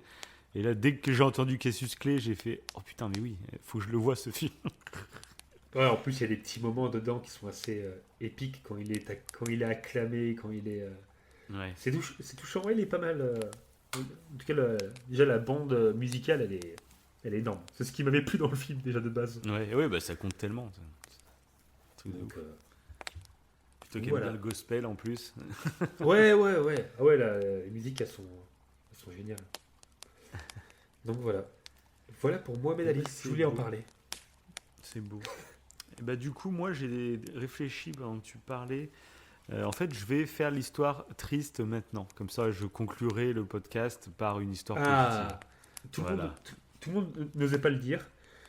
Donc Ça va conclure voilà. par un drame. Parce que là, du coup, moi, les Carrément. deux. Donc, les trois premières histoires que je vous ai racontées, c'est des histoires que j'ai réadaptées à ma sauce. Euh, que ce soit. Bah, oui, Hitler, je crois que j'en ai même pas parlé tout à l'heure, mais toute l'histoire que j'ai racontée quand il tombe dans l'eau et tout, bien sûr, c'est moi qui ai tout inventé. Parce que du coup, il y avait juste le fait divers, un gamin a été sauvé de la noyade, voilà, mais il n'y avait pas de détails, tu vois.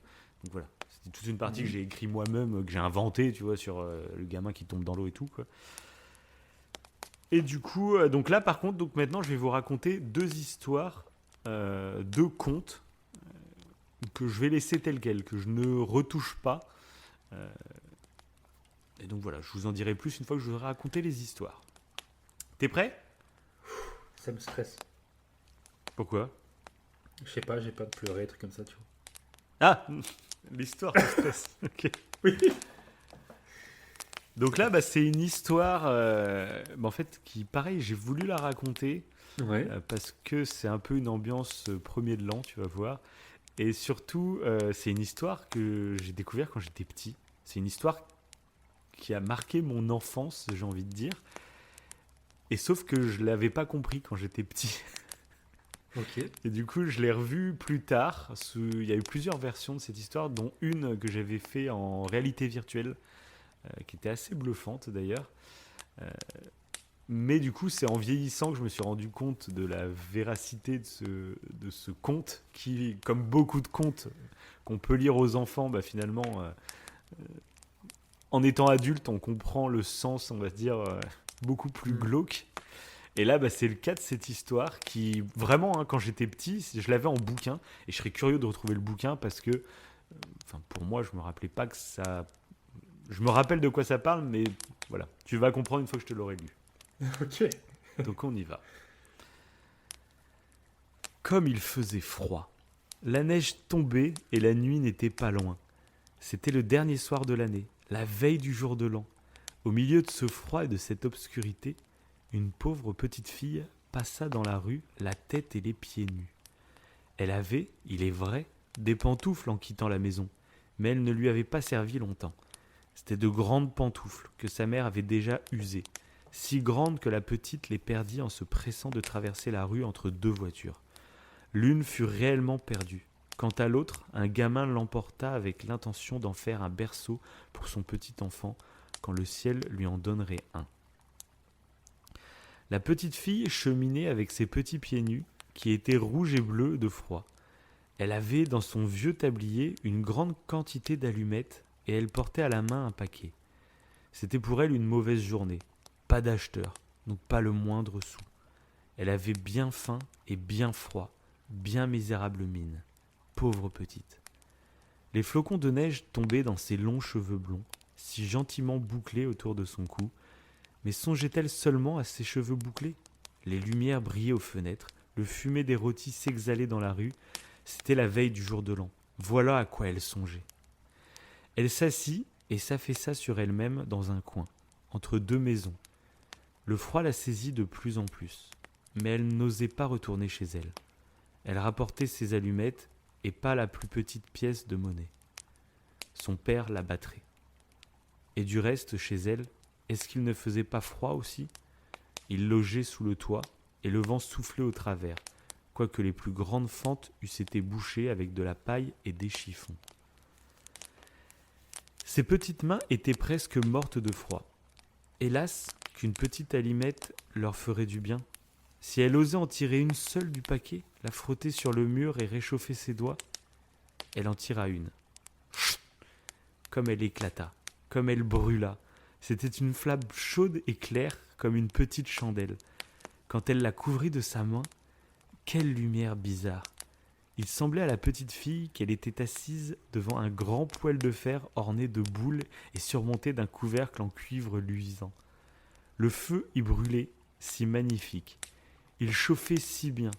Mais qu'y a-t-il donc ? La petite étendait déjà ses pieds pour les chauffer aussi. La flamme s'éteignit.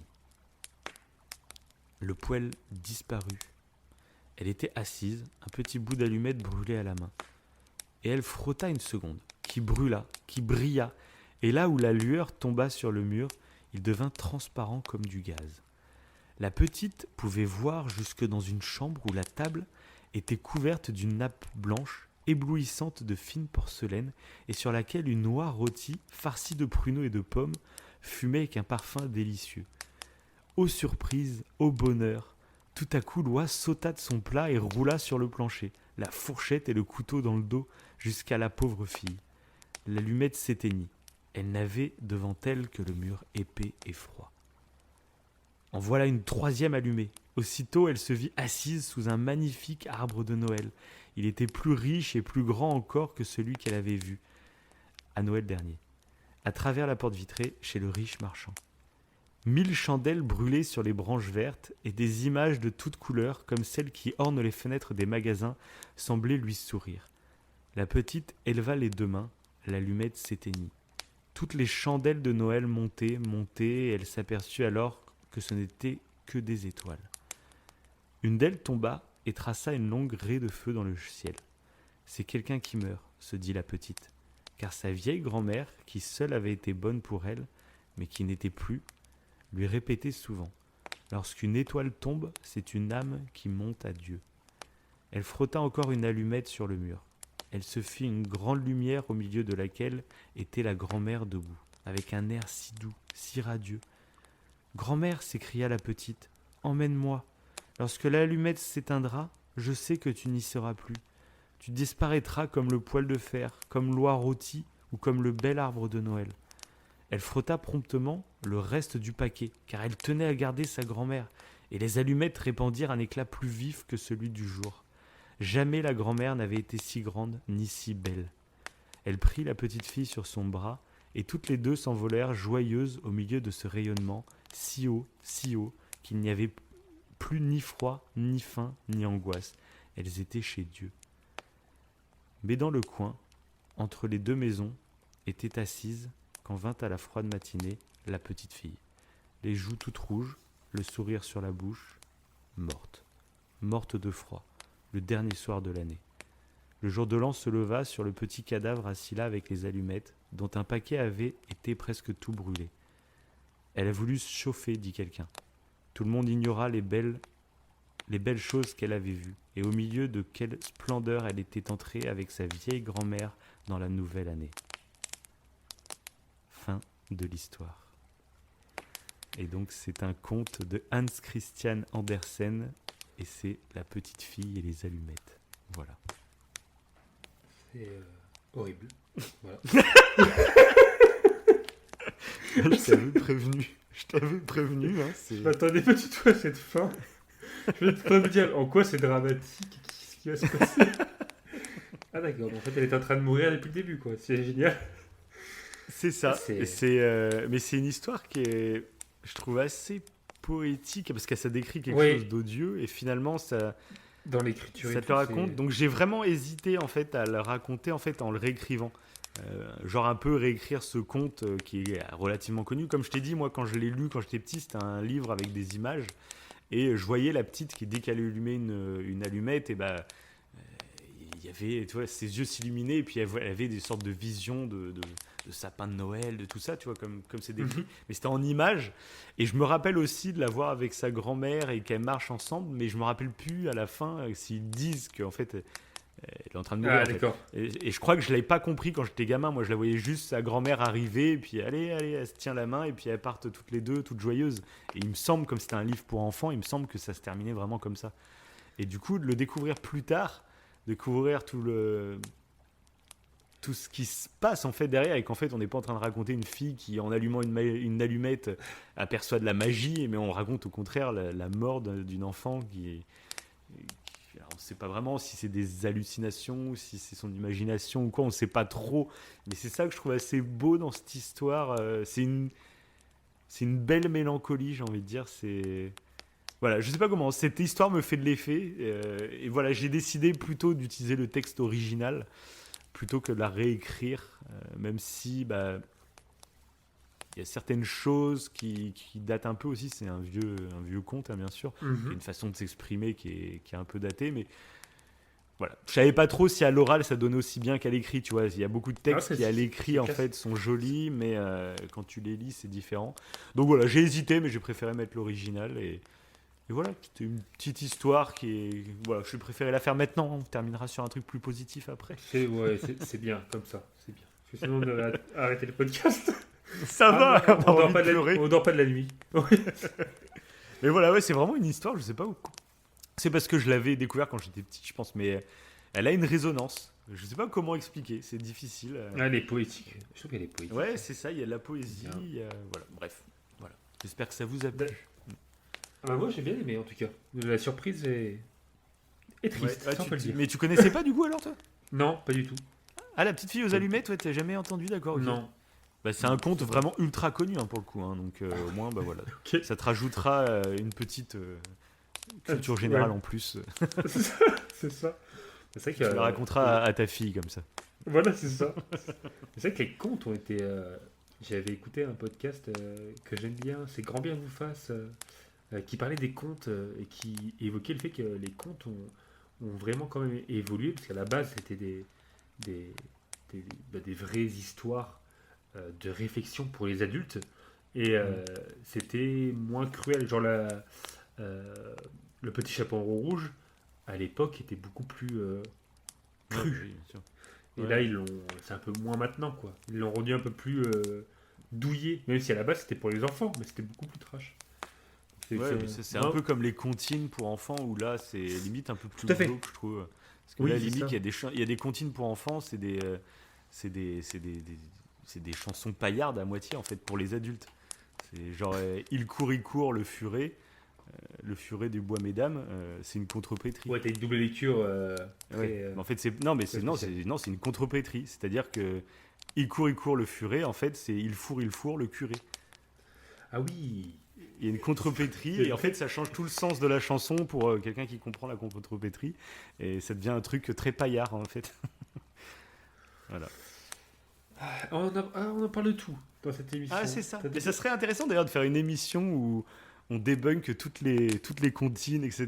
pour enfants, tu sais, avec des surprises comme ça peut être marrant parce que c'est vrai Ah, que grave, des fois, grave. on ne s'en rend pas compte en plus, des trucs qu'on a chantés quand on était petit et qui ont un sens. Et je trouve du coup c'est un peu glauque.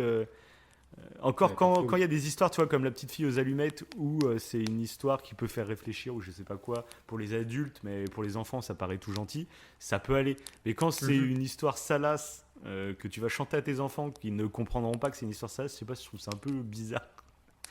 C'est une histoire de cul que je te chante, mais tu t'en rends pas compte, parce que je sais pas, d'où te vient l'idée de chanter une chanson comme ça, du coup, c'est un peu bizarre. Mais... Bref. Ouais. Bon, bah c'est parti pour nos dernières histoires. Ouais. Et d'ailleurs, ah, si, un truc que j'ai pas fait, j'ai pas. C'est une erreur. J'ai pas dit mes sources. C'est vrai. Pour le petit Albert, c'est Cerveau et Psycho. Bon, ça, c'est un magazine que j'aime beaucoup. Hein. Voilà. Ça parle de cerveau et de psychologie.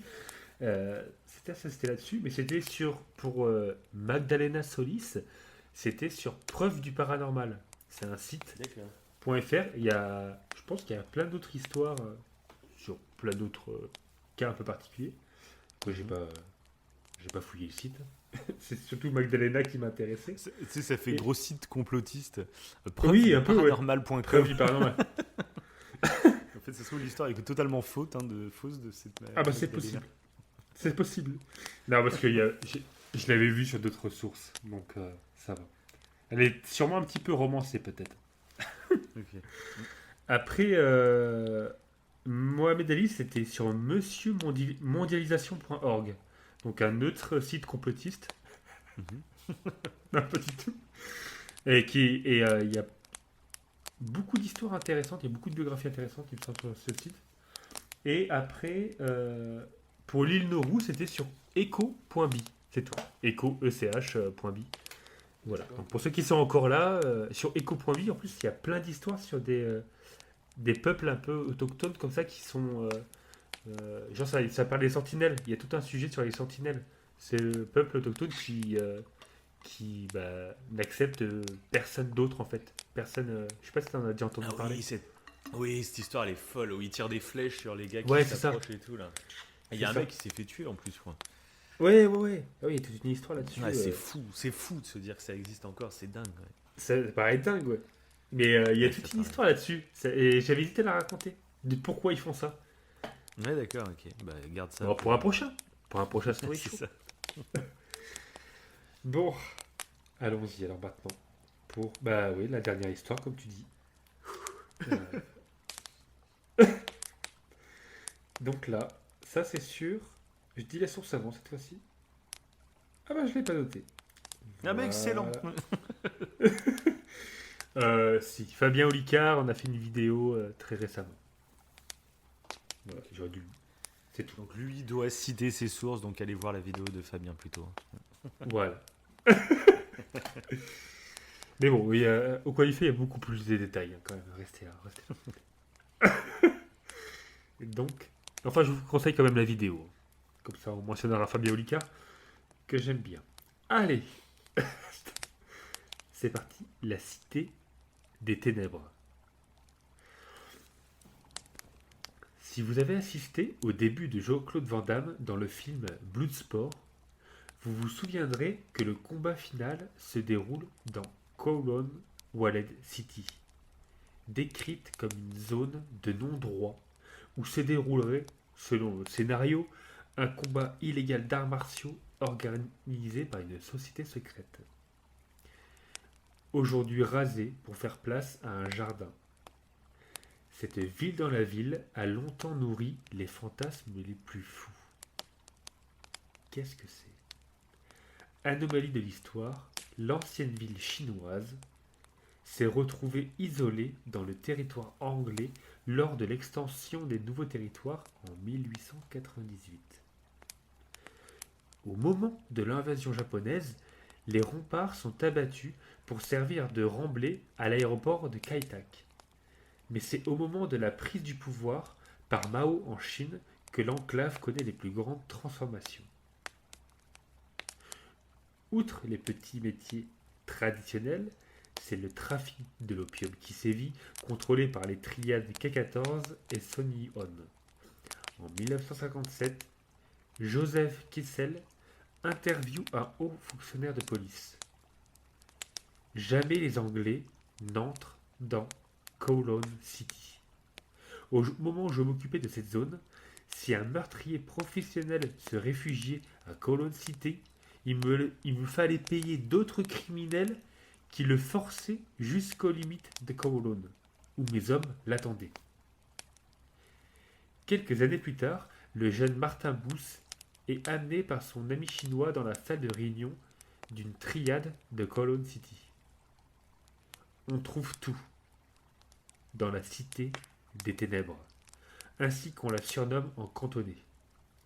Des dentistes sans licence, au restaurant de viande de chien, interdit à Hong Kong, en passant par la prostitution et la drogue, le trafic de stupéfiants génère des situations terrifiantes pour les consommateurs d'opium, les plus argentés, ou d'héroïne pour les plus pauvres.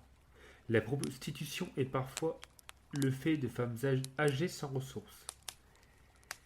Cet ordre des choses change après 1974, date de création de l'ICAC, quand la chasse à la corruption fait tomber les protecteurs de triade. La majorité des habitants n'a cependant rien à voir avec le monde du crime. Au début des années 1970, la construction anarchique ne connaît plus de limites.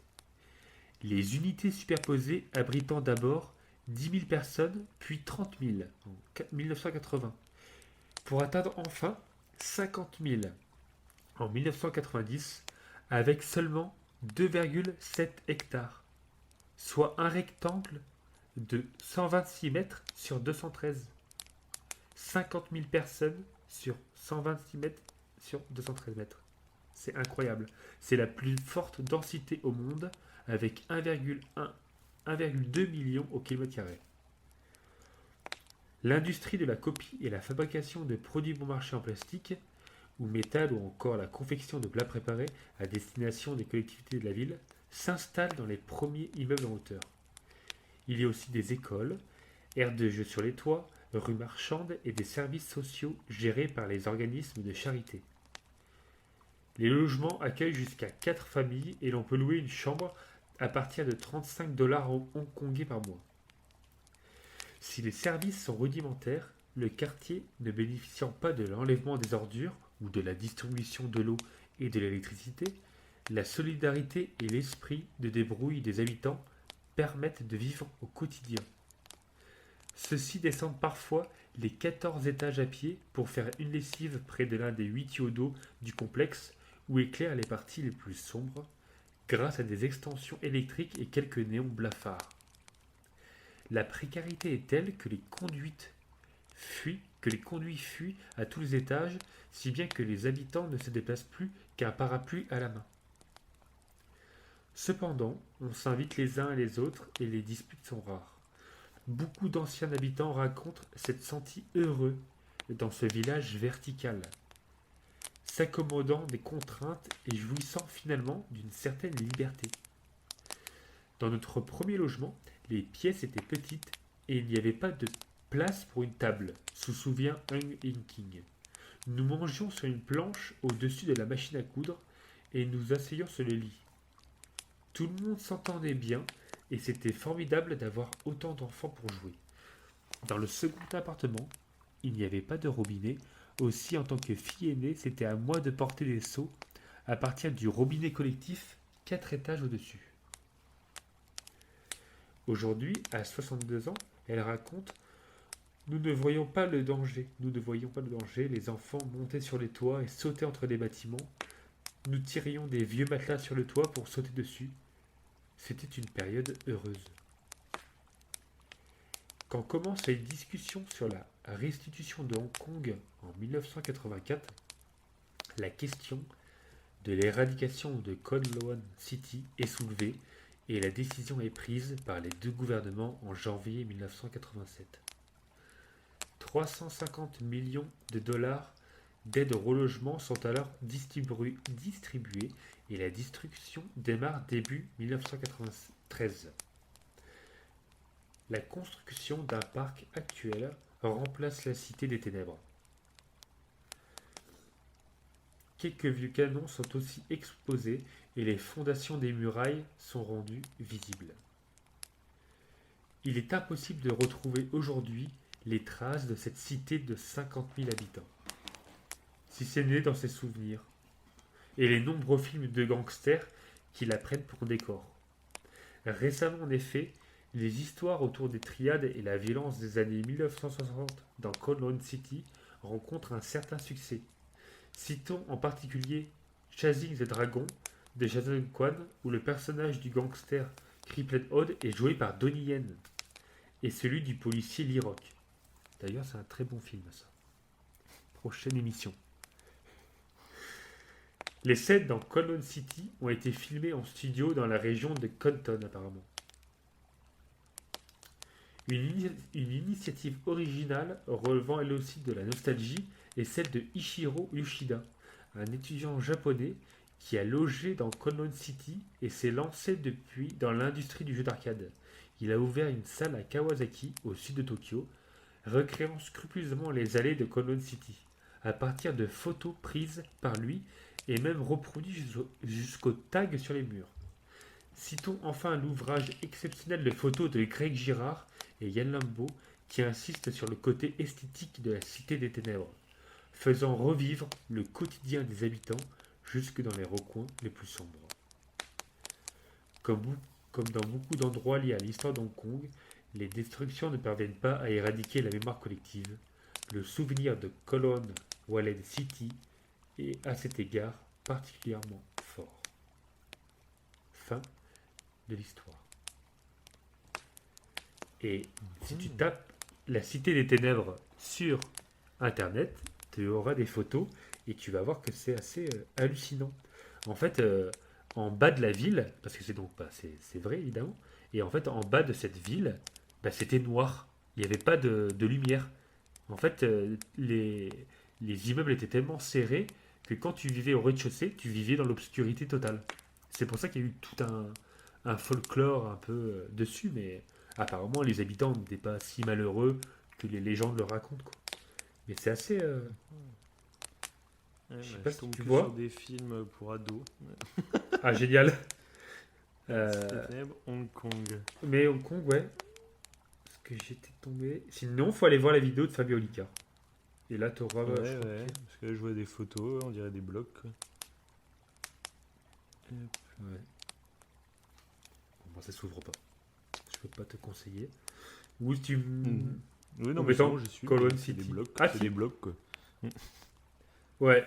Et c'est la densité qui est dingue. Je crois que c'est l'équivalent... Je crois que c'était 50 000 habitants sur l'équivalent de 4 terrains de foot, en gros. Ouais, ouais. Ça paraît dingue. Ça va. Mais c'est qu'ils vivent à la verticale, quoi. Enfin, tout est... Ok, bah Bon, c'est voilà. des blocs, ouais. Ouais, ça fait vraiment pour ça des putains de blocs. On dirait un peu banlieue 13, un peu. Ouais, ça va. beaucoup ouais, plus c'est serré. ça. Ok. Et d'ailleurs, ouais, Ok, ok. Yep. le film avec Donnie Yen, ça, je pense que je t'en ai pas encore parlé, mais Ah, ça me dit rien du tout. Ouais. non, effectivement. Mais bon, c'est pas le moment, là on parle des histoires. On n'est pas là pour parler d'œuvres cinématographiques. Et voilà, j'ai trouvé ça intéressant, cette histoire. Enfin, parce Je que connaissais pas c'est du tout. cet événement. Pour le coup, j'ai jamais entendu parler en plus. Hop. Alors, je suis en Kowloon. train de chercher mes trucs, moi. Ah, faudrait pas que je supprime la dernière histoire, hein, ce serait dommage. Non, c'est bon, je l'ai. Bon, bah, c'est bon, ou t'as autre chose à rajouter? Pas du tout. Je suis tout oui. Eh ben, c'est Pour parti cette pour la histoire. dernière histoire de ce story show.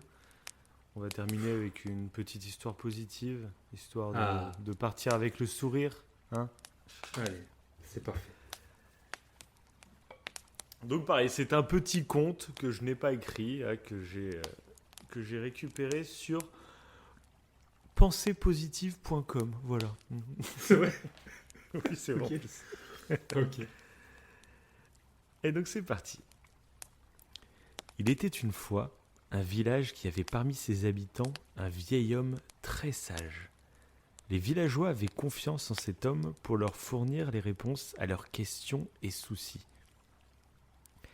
Un jour, un fermier vint trouver le sage et dit d'un ton alarmé : « Vieil homme, aide-moi, une chose horrible vient d'arriver. Mon bœuf est mort et je n'ai plus d'animal pour m'aider à labourer mon champ. N'est-ce pas la pire chose qui puisse arriver ?» Le vieil homme sage répondit : « Peut-être bien que oui, peut-être bien que non. » L'homme furieux retourna au village et rapporta à ses voisins que le sage était devenu fou. Bien sûr que c'était la pire chose qui puisse arriver. Ne pouvait-il pas comprendre ça ? Le lendemain, cependant, un cheval jeune et vigoureux fut aperçu près de la ferme de l'homme. Parce qu'il n'avait plus de bœuf sur lequel compter, il eut l'idée d'attraper le cheval pour remplacer son bœuf, et c'est ce qu'il fit. Comme le fermier était heureux, labourer le champ n'avait jamais été aussi facile. Il retourna voir le sage pour s'excuser. « Vous aviez raison, vieux sage. Perdre mon bœuf n'était pas la pire des choses qui pouvaient arriver. C'était une bénédiction cachée. Je n'aurais jamais capturé mon nouveau cheval si cela ne s'était pas produit. Vous devez admettre cette fois que c'est la meilleure chose qui puisse survenir. » Le sage répondit alors une fois encore. « Peut-être bien que oui, peut-être bien que non. »« Ah non, pas encore, se dit le fermier. C'est sûr, le vieux sage était à présent devenu complètement fou. Mais de nouveau, l'homme ne savait pas ce qui allait arriver. Quelques jours plus tard, le fils du fermier monta le cheval et fit une chute.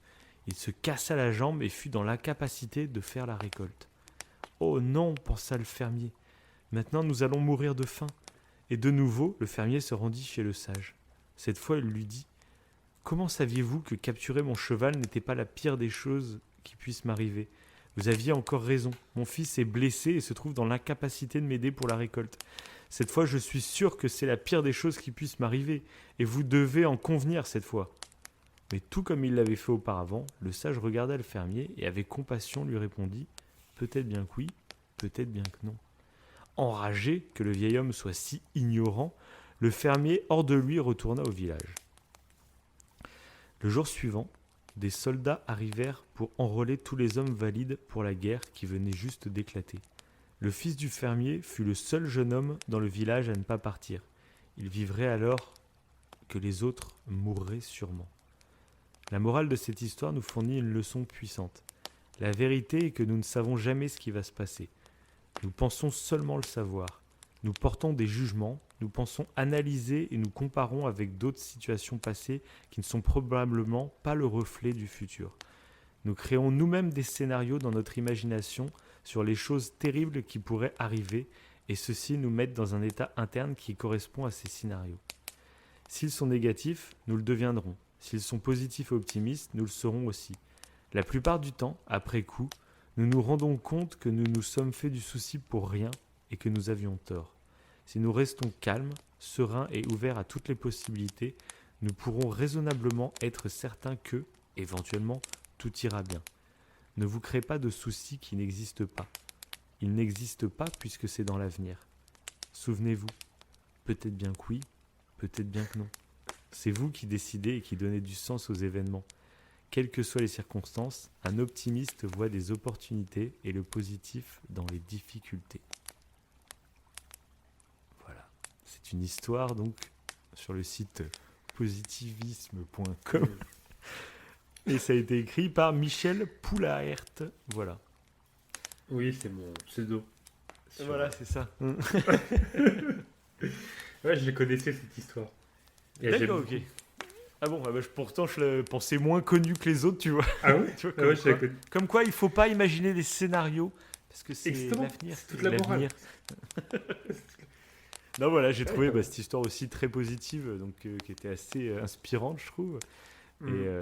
Et ça aussi, on en avait parlé dans une émission qu'il y avait eu un sondage chez des personnes de 80 ans. On leur demandait c'était quoi votre plus grand regret. Et plus de 80% de ces personnes répondirent en fait qu'ils se sont fait trop de soucis dans leur vie alors qu'il leur est rien arrivé finalement. Et ils ont passé beaucoup trop de temps à stresser et à imaginer les pires scénarios possibles au lieu de vivre plus sereinement. Et c'était un de leurs regrets. Ils se disent finalement il m'est rien arrivé de horrible dans ma vie et tous ces moments que j'ai passés à m'inquiéter, à stresser, finalement c'est du temps perdu. C'est ça. Ruminer. Ouais, je trouve cette histoire assez intéressante. Ça rejoint ce qu'on disait tout à l'heure, quoi, aussi. C'est ça, exactement. Et ça rejoint aussi un jeu que j'ai fait et que je vais tous vous conseiller de faire, c'est Nier Automata. C'est un jeu qui est sorti en 2017, mais que j'ai découvert que très récemment. Et voilà, il y a une partie de l'histoire qui est liée un peu à ça, où le fait qu'on éduque nos enfants en les avertissant des dangers du monde, il faut forcément le faire. On ne peut pas être totalement inconscient, bien entendu. Il faut il faut réussir à bien jauger et à faire attention parce que des fois, en essayant de protéger nos enfants dans leur éducation, finalement, on leur inculque le stress, on leur inculque des pensées très négatives qui, au final, peut-être qu'ils n'en auront jamais besoin dans leur vie. Et en voulant les protéger, finalement, on leur inculque des valeurs très négatives.